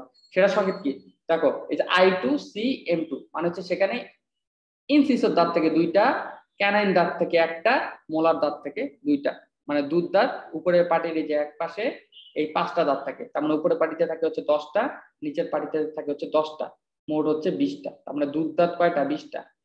আর পূর্ণবয়স্কের দাঁত হয় আমাদের হচ্ছে 32টা। এটা একটু মনে রাখবা। তাহলে একটা জিনিস খেয়াল করে দেখো, তোমরা খেয়াল করছো কিনা জানি না, প্রিমোলার দাঁতটা কিন্তু তোমার হচ্ছে দুধ দাঁতে থাকে না, এটা পূর্ণবয়স্কে বা হচ্ছে অ্যাডাল্টে হয়। দেখো এখানে কিন্তু পিটা আসছেন না, পি আসছেন, তার মানে কি প্রিমোলার দাঁতটা তোমার কি তোমার শিশুর অবস্থায় থাকে না, যেটা প্রাপ্তবয়স্ক যখন হয় তখনই হয়। তারপরে দেখো, এখন দেখো দাঁতের অংশগুলো দেওয়া আছে, এটা দরকার নেই, এটা তোমাদের নতুন এডিশনের বইতে ঢুকেছে, এটা দরকার নেই। তারপরে দেখো, মানুষের পাকস্থলীতে প্রতিদিন 2 লিটার পাচক রস নিঃসৃত হয়, মানে হচ্ছে মানুষের পাকস্থলীতে প্রতিদিন 2 লিটার গ্যাস্ট্রিক HCl-টা ক্ষরিত হয়, মানে হাইড্রোক্লোরিক অ্যাসিড মানুষের পাকস্থলীতে প্রতিদিন হচ্ছে 2 লিটার নিঃসরণ হয়। ঠিক আছে, এটা মনে রাখবা, মানে হচ্ছে হাইড্রোক্লোরিক অ্যাসিড। তারপরে আসলে তোমার হচ্ছে যকৃৎ। যকৃৎ নিয়ে এখানে খুবই ইম্পর্টেন্ট কথাবার্তা লেখা আছে, যে যকৃতের তোমার হচ্ছে ক্ষুদ্র ক্ষুদ্র অংশগুলোকে বলা হচ্ছে লোবিউল, এটাকে বলে লোবিউল পাওয়া যায়। তারপর হচ্ছে সাইনুসয়েড গহ্বর থাকে। আর যকৃৎ হচ্ছে, এটা খুবই ইম্পর্টেন্ট, ট্রিপল স্টার দাও, যকৃৎ হচ্ছে মানবদেহের সবচেয়ে বড় গ্রন্থি। মানবদেহের সবচেয়ে বড় গ্রন্থি নিচের কোনটি, সেটা হচ্ছে যকৃৎ। তারপর যকৃৎ হচ্ছে বাইল ক্ষরণ করে, আর যকৃতে তোমার হচ্ছে কি যকৃৎ যে রসটা বা হচ্ছে পিত্ত রস, এটা জমা থাকে কোথায়, পিত্তথলিতে জমা থাকে। আর এই পিত্তথলি হচ্ছে গল ব্লাডার, যকৃতের নিচে যেটা থাকে। তারপর হচ্ছে যকৃৎ আমাদের গ্লাইকোজেন, গ্লুকোজটা গ্লাইকোজেন আকারে সঞ্চিত করে, এটা দেখো গ্লাইকোজেন সঞ্চিত করে, সঞ্চিত। আমাদের বডিতে আমরা যে খাবার খাচ্ছি, এটা তো আমরা মেপে মেপে খাচ্ছি না, ঠিক আছে না, আমরা তো ভাত মেপে মেপে খাই, মেপে মেপে তো খাই না, যতটুকু লাগে ততটুকুই খাই, খাই না তো বেশি খাই খাচ্ছে। তাহলে আমাদের ওই অতিরিক্তটা কি হবে, অতিরিক্ত গ্লুকোজ কি হারায় যাবে, হারায় যাবে না, সেটা জমা থাকে কোথায়, জমা থাকে আমাদের যকৃতে, জমা থাকে কি হিসেবে, জমা থাকে গ্লাইকোজেন হিসেবে জমা থাকে। এই জন্য যকৃতকে বলা হয়েছে সঞ্চয় ভান্ডার। যখন তুমি স্টারভেশন করবা, যেমন সামনে রমজান মাস আসতেছে, যখন তুমি রোজা রাখবা, ঠিক আছে, তখন সারাদিন ধরে না খেয়ে আসো, কিন্তু তুমি তো কাজকর্ম ঠিকই করতেছো, তাহলে এই শক্তিটা কোথায় পাচ্ছ, শক্তিটা পাচ্ছ এই কারণে, কারণ তোমার কি, তোমার হচ্ছে এই যে তোমার হচ্ছে ব্যাংক ব্যালেন্স আছে, মানে যখন তোমার চাকরি থাকবে না তখন কি কিছু টাকা পয়সা জমাইছো না তুমি, ওই টাকা পয়সা দিয়ে তো চলবা। তেমনি আমাদের দেহেরও কিন্তু ব্যাংক ব্যালেন্স আছে, সেটা ব্যাংক ব্যালেন্স কোথায়, যকৃতে। যকৃতে আমাদের কিছু পরিমাণ গ্লুকোজ গ্লাইকোজেন হিসেবে সঞ্চিত আছে। যখন তুমি মনে করো 2-3 দিন ধরে না খেয়ে থাকবা, তখন ওই গ্লাইকোজেনটা ভাঙবে, গ্লাইকোজেনটা ভাঙে গ্লুকোজ তৈরি হবে, মানে ওই ব্যাংক ব্যালেন্স ভেঙে চলা লাগবে, কিন্তু ওইটা দিয়ে বেশি দিন চলতে পারবে না। ওই জন্য বলা হয় যে মানুষ না খেয়ে সর্বোচ্চ মনে হয় 14 দিন বাঁচতে পারে। যখন এটাও শেষ হয়ে যাবে তখন তুমি মারা যাবে, সঞ্চয় শেষ হয়ে গেলে তার কোনো উপায় নেই, আছে নাই তো। এই জন্য বলা হয়েছে যকৃৎকে সঞ্চয় ভান্ডার। তারপরে দেখো, যকৃৎ হচ্ছে 4টা খণ্ডে বিভক্ত, এর মধ্যে ডান দিকের খণ্ডটি হচ্ছে সবচেয়ে বড়, আর যকৃতের ওজন হচ্ছে নর্মালি 1.5 থেকে 2 কেজি। যকৃৎ মানে কি, কলিজা, কলিজা আমরা কলিজা বলি না, সেটা হচ্ছে যকৃৎ, ঠিক আছে। হ্যাঁ, তারপর দেখো, এই যে মানব দেহের ল্যাবরেটরি নিচের কোনটিকে বলা হয়, সেটা হচ্ছে যকৃৎকে বলা হয়, এবং মানব দেহের সবচেয়ে বড় গ্রন্থি এবং হচ্ছে মানব দেহের তোমার হচ্ছে ল্যাবরেটরি বলা হয় হচ্ছে যকৃৎকে। তারপরে এই পাশে দেখো আবার দন্ত সংকেত, এগুলা এগুলা দেওয়া আছে, এগুলো আমরা পড়ছি। তারপর হচ্ছে এই যে পাকস্থলীর গম্বুজাকার অংশকে বলা হয়েছে ফান্ডাস। আর পাকস্থলীর মধ্যে 4 ধরনের কোষ পাওয়া যায়, খুবই ইম্পর্টেন্ট, ট্রিপল স্টার দাও। পাকস্থলীর মধ্যে 4 ধরনের কোষ পাওয়া যায়, একটা হচ্ছে চিক কোষ, একটা হচ্ছে প্যারাইটাল কোষ, আরেকটা হচ্ছে মিউকাস বা গ্রিপা কোষ, আরেকটা হচ্ছে আর্জেন্টাফিন কোষ। তোমাদের মধ্যে সবচেয়ে ইম্পর্টেন্ট হচ্ছে এই যে এটা অ্যাডমিশন টেস্টে আসবে কি, যে হচ্ছে HCl ক্ষরণ করে পাকস্থলীর কোন কোষ, সেটা হচ্ছে প্যারাইটাল কোষ বা অক্সিনোটিক কোষ। HCl ক্ষরণ করে পাকস্থলীর কোন কোষ, সেটা হচ্ছে প্যারাইটাল কোষ বা হচ্ছে অক্সিনোটিক কোষ। তারপর হচ্ছে অগ্নাশয়। অগ্নাশয় যদি আমরা পড়ি, অগ্নাশয় হচ্ছে একটা মিশ্র গ্রন্থি, ঠিক আছে, অগ্নাশয়কে বলা হয় হচ্ছে মিশ্র গ্রন্থি বা নিচের কোনটি মিশ্র গ্রন্থি, সেটা হচ্ছে একটা উদাহরণ হচ্ছে অগ্নাশয়। আরো উদাহরণ আছে, যেমন হচ্ছে শুক্রাশয়, ডিম্বাশয়, এগুলো কিন্তু এক একটা মিশ্র গ্রন্থি, ঠিক আছে, এটা কিন্তু প্রশ্ন আসে, ইউনিভার্সিটি অ্যাডমিশন টেস্টে আসে। তারপর দেখো, অগ্নাশয়ের মধ্যে কি পাওয়া যায়, অগ্নাশয় রস থাকে যেখানে থাকে এনজাইম, আর কি থাকে, অগ্নাশয়ের মধ্যে থাকে আইলেটস অফ ল্যাঙ্গারেন্স, যেখান থেকে তোমার হচ্ছে কি নিঃসরণ হয় জানো, ইনসুলিন নিঃসরণ হয়। এই যে ডায়াবেটিস পেশেন্ট যে ইনসুলিন নেয়, কারণ তাদের বডিতে তোমার হচ্ছে কি এই যে অগ্নাশয়ে আইলেটস অফ ল্যাঙ্গার্স থেকে তোমার হচ্ছে ইনসুলিনটা পর্যাপ্ত পরিমাণে প্রোডাকশন নিতে পারে না। ইনসুলিনের কাজ কি? ইনসুলিনের কাজ হলো ব্লাডের গ্লুকোজ লেভেলটাকে নিয়ন্ত্রণ করা, ব্লাডের গ্লুকোজ লেভেলটাকে বাড়তে না দেওয়া। আর ডায়াবেটিস পেশেন্টদের মধ্যে ইনসুলিন ওদের দেহতে এই আইলেটস অফ ল্যাঙ্গার্স থেকে ইনসুলিনটা ঠিক মতো তোমার কি যার ফলে ওদের বডিতে তোমার ইনসুলিনের মাত্রা কম থাকে। ইনসুলিনের মাত্রা কম থাকে বলে তোমার হচ্ছে ব্লাডের মধ্যে গ্লুকোজ লেভেলটা অনেক বেড়ে যায়, গ্লুকোজ লেভেলটা অনেক বেড়ে যায়, যাকে আমরা বলি সুগার লেভেল বেড়ে যায়। হ্যাঁ, এটা সমস্যা। তার মানে ইনসুলিন কোথা থেকে নিঃসরণ হয় বা ইনসুলিন কোথায় তৈরি হয়, সেটা হচ্ছে অগ্নাশয়ের আইলেটস অফ ল্যাঙ্গারেন্সে। দেখো এই আইলেটস অফ ল্যাঙ্গারেন্সকে আবার হচ্ছে কয় ভাগে, আবার হচ্ছে 4 ভাগে ভাগ করা যায়। একটা হচ্ছে আলফা সেল, একটা হচ্ছে বিটা সেল, একটা হচ্ছে গামা সেল, আরেকটা হচ্ছে না এটা আলফা সেল, বিটা সেল, এটা হচ্ছে ডেল সেল, আরেকটা হচ্ছে টিপি সেল। ঠিক আছে, এই যে দেখো ইনসুলিনটা কোথা থেকে নিঃসরণ হয়, এই যে আইলেটস অফ ল্যাঙ্গারেন্সের বিটা সেল থেকে। স্টার দাও, ট্রিপল স্টার দাও। ইনসুলিনটা নিঃসরণ হয় আইলেটস অফ ল্যাঙ্গারেন্সের বিটা সেল থেকে আসে। এটার কাজ কি? একটু আগে বললাম গ্লুকোজের মাত্রা কমায়, ব্লাডের যে গ্লুকোজ লেভেলটা আছে এটাকে নিয়ন্ত্রণ করে। তারপরে আসো, এখানে কিছু ইনফরমেশন দেওয়া আছে। হ্যাঁ, এটা একটু দেখে নিবা, রিডিং করবা, রিডিংটা এখানে অতটা গুরুত্বপূর্ণ কিছু নাই। তারপর এই যে এখানে এক কথায় দেওয়া আছে মানবদের সবচেয়ে বড় কিছু জিনিসের নাম দেওয়া আছে। মানবদের সবচেয়ে বড় গ্রন্থি কোনটা? যকৃৎ গ্রন্থি, একটু আগে পড়ে আসলাম। মানবদের সবচেয়ে বড় হাড় কোনটা? ফিমার হাড়। মানবদের সবচেয়ে বড় কোষ কোনটা? নিউরন কোষ, ব্রেনে থাকে। মানবদের সবচেয়ে বড় অঙ্গ কোনটা? হাত পা না, ত্বক। ত্বক, মানবদের সবচেয়ে বড় অঙ্গ হচ্ছে ত্বক। এর প্রত্যেকটা ইম্পর্টেন্ট, প্রত্যেকটাই ভার্সিটি অ্যাডমিশন টেস্টে আসে, 1 বছর 2 বছর পর পর আসে। আচ্ছা, তারপরে আমরা দেখার চেষ্টা করি। তারপরে দেখো দেওয়া আছে যকৃতের প্রধান কাজ কি। এখানে দেখো প্রথম জিনিসটা মনে রাখবা, যকৃতের প্রধান কাজ হচ্ছে পিত্তরস তৈরি, খুবই ইম্পর্টেন্ট।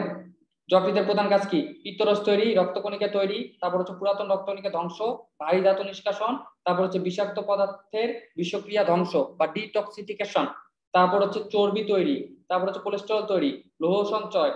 তা এগুলা এই জিনিসগুলো মনে রাখবা, জাস্ট এই যে মেইন টার্ম করে। আর এটা কাজ কি এটা বিস্তারিত বলে দেওয়া আছে। রক্তকণিকা তৈরি মানে কি, এটা রক্তকণিকা গুলো কি করে সৃষ্টি করে, কোথা থেকে সৃষ্টি করে, কেমন সৃষ্টি করে, এটা এক লাইনে এখানে বলে দেওয়া আছে, পড়ে নিবা। খালি মেইন টপিকটা মনে রাখবা অবশ্যই। যকৃতের প্রধান কাজ কি কি? পিত্তরস তৈরি, রক্তকণিকা তৈরি ও পুরাতন কণিকা ধ্বংস, ভারী ধাতু নিষ্কাশন, বিষাক্ত পদার্থের বিষক্রিয়া ধ্বংস করা বা ডিটক্সিফিকেশন, তারপর চর্বি তৈরি, কোলেস্টেরল তৈরি, তারপর হচ্ছে লৌহ সঞ্চয় করা, শেষ। তারপর হচ্ছে অগ্নাশয়। অগ্নাশয় আমরা পড়ে আসছি, ওই জিনিসগুলো বলে দেওয়া আছে। তারপর হচ্ছে অগ্নাশয় রসে কি কি থাকে, এখানে কিছু এনজাইমের নাম দেওয়া আছে, এটা একটু পড়বা। এখানে আছে এরকম যে অগ্নাশয়ের মধ্যে নিচের কোন এনজাইমটি পাওয়া যায়, এই যে ওটা জানার জন্য তোমাকে এই যে এটা পড়তে হবে। ঠিক আছে, তারপর হচ্ছে পিত্তরস। পিত্তরস, পিত্তরস কি? পিত্তরস হচ্ছে তোমার হচ্ছে পিত্তথলিতে সঞ্চিত তোমার হচ্ছে অগ্নাশয় থেকে নিঃসৃত একটা রস, যেটা হচ্ছে কি অ্যাসিডিক নাকি বেসিক, এটা হচ্ছে ক্ষারীয়। অ্যাসিডিক না, অগ্নাশয়ের প্রকৃতি হচ্ছে ক্ষারীয়, বেসিক হবে মানে পিএইচটা বেশি হবে। এবং এটা প্রতিদিন কতটুকু উৎপন্ন হয়? 300 থেকে 1200 মিলি, 300 থেকে 1200 মিলিলিটার। পিত্তরস এই যে তোমাকে যেটা বললাম, যকৃতের হেপাটোসাইট কোষ থেকে তৈরি হয় এবং পিত্তথলিতে জমা থাকে, যকৃতে, লিভারে। তারপর দেখো পিত্তরসের মধ্যে পানি, পিত্তরসের উপাদান কি কি? পিত্তরসের মধ্যে পানি আছে 98%, এটা মনে রাখবা মাস্ট। পিত্তরসের মধ্যে পানি আছে 98%। তারপর দেখো এই যে পিত্তরঞ্জকে কোনো এনজাইম থাকে না, এই যে বিলিরুবিন আর বিলিভার্ডিন, এই দুইটা পিত্তরঞ্জক আছে। বিলিরুবিনের কারণে তোমার হচ্ছে হলুদ হয়, আর বিলিভার্ডিনের কারণে হচ্ছে তোমার হচ্ছে অংশটা হচ্ছে সবুজ হয়, সবুজ সবুজ। বিলিরুবিনের কারণে হচ্ছে হলুদ, আর বিলিভার্ডিনের কারণে হচ্ছে সবুজ হয়, একটু মনে রাখবে। এটা হচ্ছে তোমার হচ্ছে পিত্তরঞ্জক, কি কালার হবে সেটা ডিপেন্ড করে। তারপরে এখানে কিছু রিডিং টেক কথাবার্তা আছে। তারপরে দেখো গ্যাস্ট্রিক গ্রন্থি।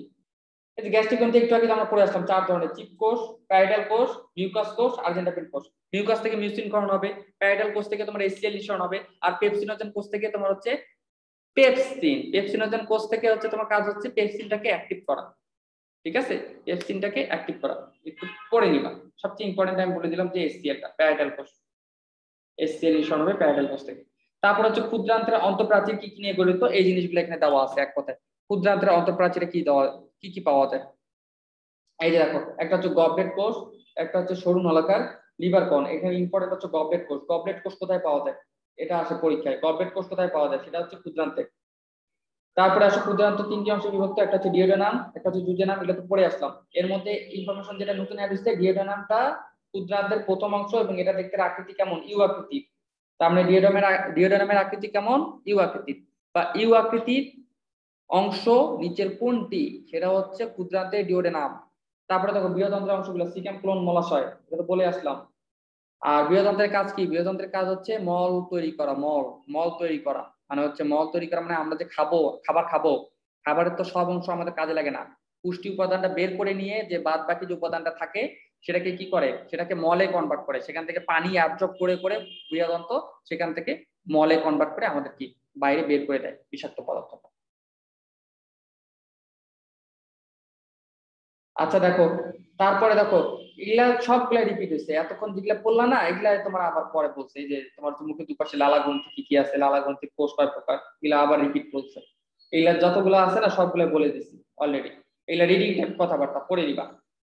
তারপরে এরপরে দেখো স্থূলতা। স্থূলতা হচ্ছে একটা রোগ।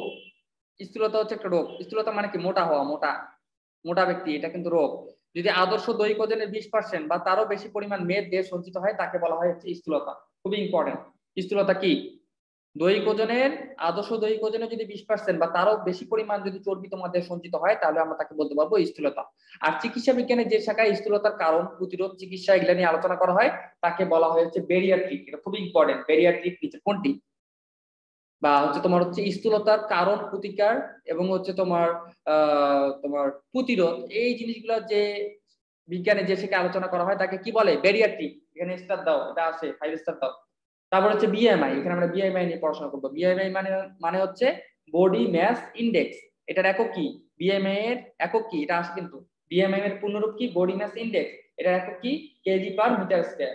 এবং বিএমআই বের করার সূত্র হলো কি, কেজি পার মিটার স্কয়ার কেমনে আসে, তোমার হচ্ছে তোমার দেহের ওজন কত, তোমার ওজন কত সেটা ওজন বাই হচ্ছে তোমার হচ্ছে উচ্চতার উপর স্কয়ার, হাইটের উপর স্কয়ার। তোমার উচ্চতা কত, এই উচ্চতাটা ফিটে নিবা না মিটারে নিবা, মিটারে নিয়ে সেই উচ্চতা স্কয়ার করলে তুমি পাবা কি, বিএমআই মানটা। তুমি বিএমআই মানটা তোমার বাসায় তুমি বের করতে পারো। তোমার বাসাতেই তুমি তোমার বিএমআই মানটা কত এটা তুমি বের করতে পারো। কি করবা, তোমার ওজনটা কত সেটা দেখবা, ওজন মাপবা, ওজন মেপে তোমার উচ্চতা কত মিটার, আমরা তো ফিটে হিসাব করি, ফিট থেকে মিটারে নিতে হবে, উচ্চতা কত মিটার এটা বের করবা। তারপরে কি করবা, বিএমআই কি হবে, সাপোজ ধরে নাও তোমার হচ্ছে ওজন পাইলে তোমার হচ্ছে 50 কেজি, আর উচ্চতা পাইলে মনে করো যে সাপোজ ধরে নাও যে ধরে নাও যে তোমার হচ্ছে 2 মিটার বা যে কোনো সামথিং একটা কিছু ধরে নাও 2 মিটার বা 1 মিটার বা যাই আসুক না কেন 1.2 মিটার, 1.2 আসলে 1.2 দিয়ে স্কয়ার করে দিবা। এই যে এটা নিচে উচ্চতা স্কয়ার, এটার ভ্যালু যেটা আসবে সেটা হচ্ছে তোমার হচ্ছে বিএমআই মান। এই বিএমআই এর কাজ কি, বডি মাস ইন্ডেক্সের কাজ হচ্ছে এই বিএমআই মানটার উপর ডিপেন্ড করে আমরা বলতে পারি যে কে কোন ব্যক্তিটা হচ্ছে সুস্থ বা কোন ব্যক্তিটা হচ্ছে স্থূল।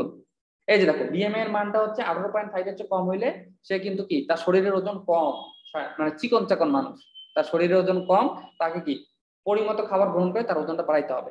আর বিএমআই এর আদর্শ মান কত, 18.5 থেকে 24.9।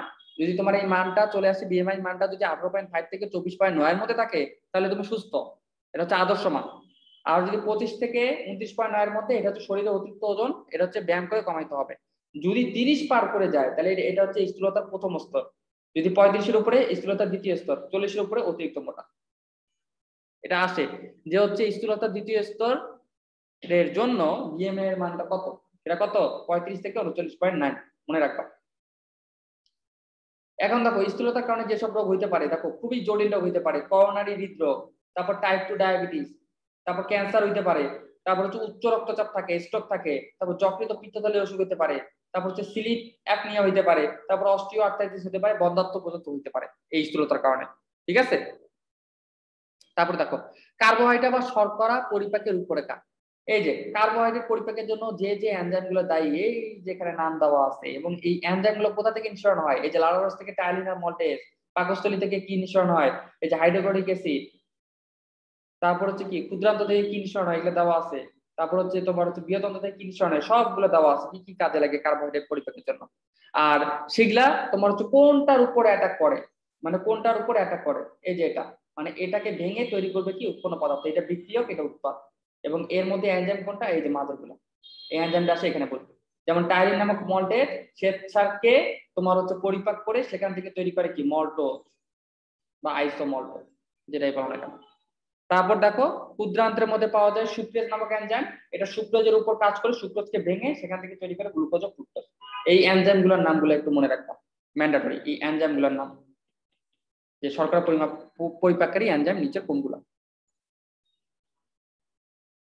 তারপরে দেখো এরপরে আছে তোমার হচ্ছে কিছু শ্বেতসার পরিপাককারী বা অ্যামাইলোলাইটিক উৎসেচকের নাম, উৎস ও কাজসমূহ। যেমন হচ্ছে টায়ালিন, এটা চায়ালিন না, এটা হচ্ছে টায়ালিন, প্রিন্টিং মিস্টেক।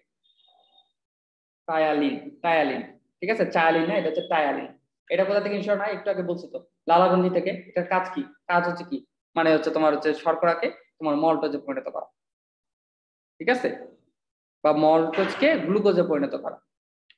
টায়ালিনের কাজ হচ্ছে তোমার হচ্ছে এই যে জটিল শ্বেতসারকে মল্টোজ গ্লুকোজে পরিণত করা, ঠিক আছে, যেটা বলো না কেন। তারপর হচ্ছে অ্যামাইলোজ, মল্টেজ, সুক্রেজ, ইনভার্টেজ, এগুলা হচ্ছে তোমার কার্বোহাইড্রেট পরিপাককারী এনজাইম। এই এনজাইমগুলো তোমার হচ্ছে কার্বোহাইড্রেট পরিপাক করে। এই এনজাইমগুলো হচ্ছে কার্বোহাইড্রেট পরিপাক করে, এবং এটার উৎস কোনটা এই জিনিসগুলো এখানে দেওয়া আছে। এটা জাস্ট একবার রিডিং দেখি, বুঝছো? তারপরে ইউনিভার্সিটি অ্যাডমিশন টেস্টের কোশ্চেন দেওয়া আছে, মোটামুটি চ্যাপ্টার শেষ, এগুলা একটু দেখে নিব। এই যে দেখো, যেমন বলছিলাম না, এই যে দেখো ক্ষুদ্রান্ত্রের অংশ নয় কোনটি, প্রশ্ন চলে আসছে।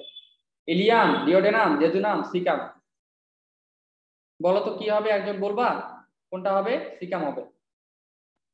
ডিওডেনাম, ইলিয়াম, জেজুনাম এগুলো হচ্ছে কি ক্ষুদ্রান্ত্রের অংশ, তার মানে অংশ নয় কোনটি? সিকাম। সিকাম কোলন মলাশয় এগুলো হচ্ছে বৃহদান্ত্রের অংশ, ঠিক আছে। এই যে ঢাকা ইউনিভার্সিটি এই ইউনিটে আসছিল 2019-20 এক বছর আগে।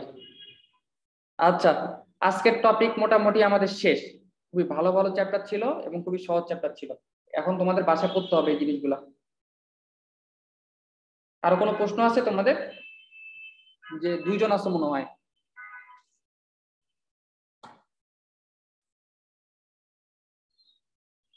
কারো কোনো প্রশ্ন আছে? প্রশ্ন থাকলে করতে পারো। যে দুইজন আছো তোমরা, কে? অনন্যা রানী আর হচ্ছে জি ভাইয়া। তোমাদের কোনো প্রশ্ন আছে? কোনো ভাইয়া জিজ্ঞাসা? এর পরের ক্লাসটা কি আমাদের অফলাইনে হবে? হ্যাঁ, পরের ক্লাসটা 22 তারিখের পর তো সবকিছু অফলাইন হয়ে যাবে, এটা তোমাদের কোচিং থেকে জানাই দিবে। অফলাইনেই হবে, অফলাইনে হওয়ার পসিবিলিটি বেশি, বুঝতে পারছো? আর কারো কোনো কোশ্চেন আছে? না আদনান? না ভাই, এখন প্রশ্ন নেই। আচ্ছা ঠিক আছে, তাইলে আজকে আমরা এখানেই লিভ নিতে পারি নাকি? আর তোমাদের জন্য শুভকামনা। ওকে জি ভাইয়া, ভাইয়া। আচ্ছা ঠিক আছে, আল্লাহ হাফেজ। হ্যাঁ, আল্লাহ। আল্লাহ হাফেজ। আচ্ছা, আসসালামু আলাইকুম। ওয়ালাইকুম আসসালাম।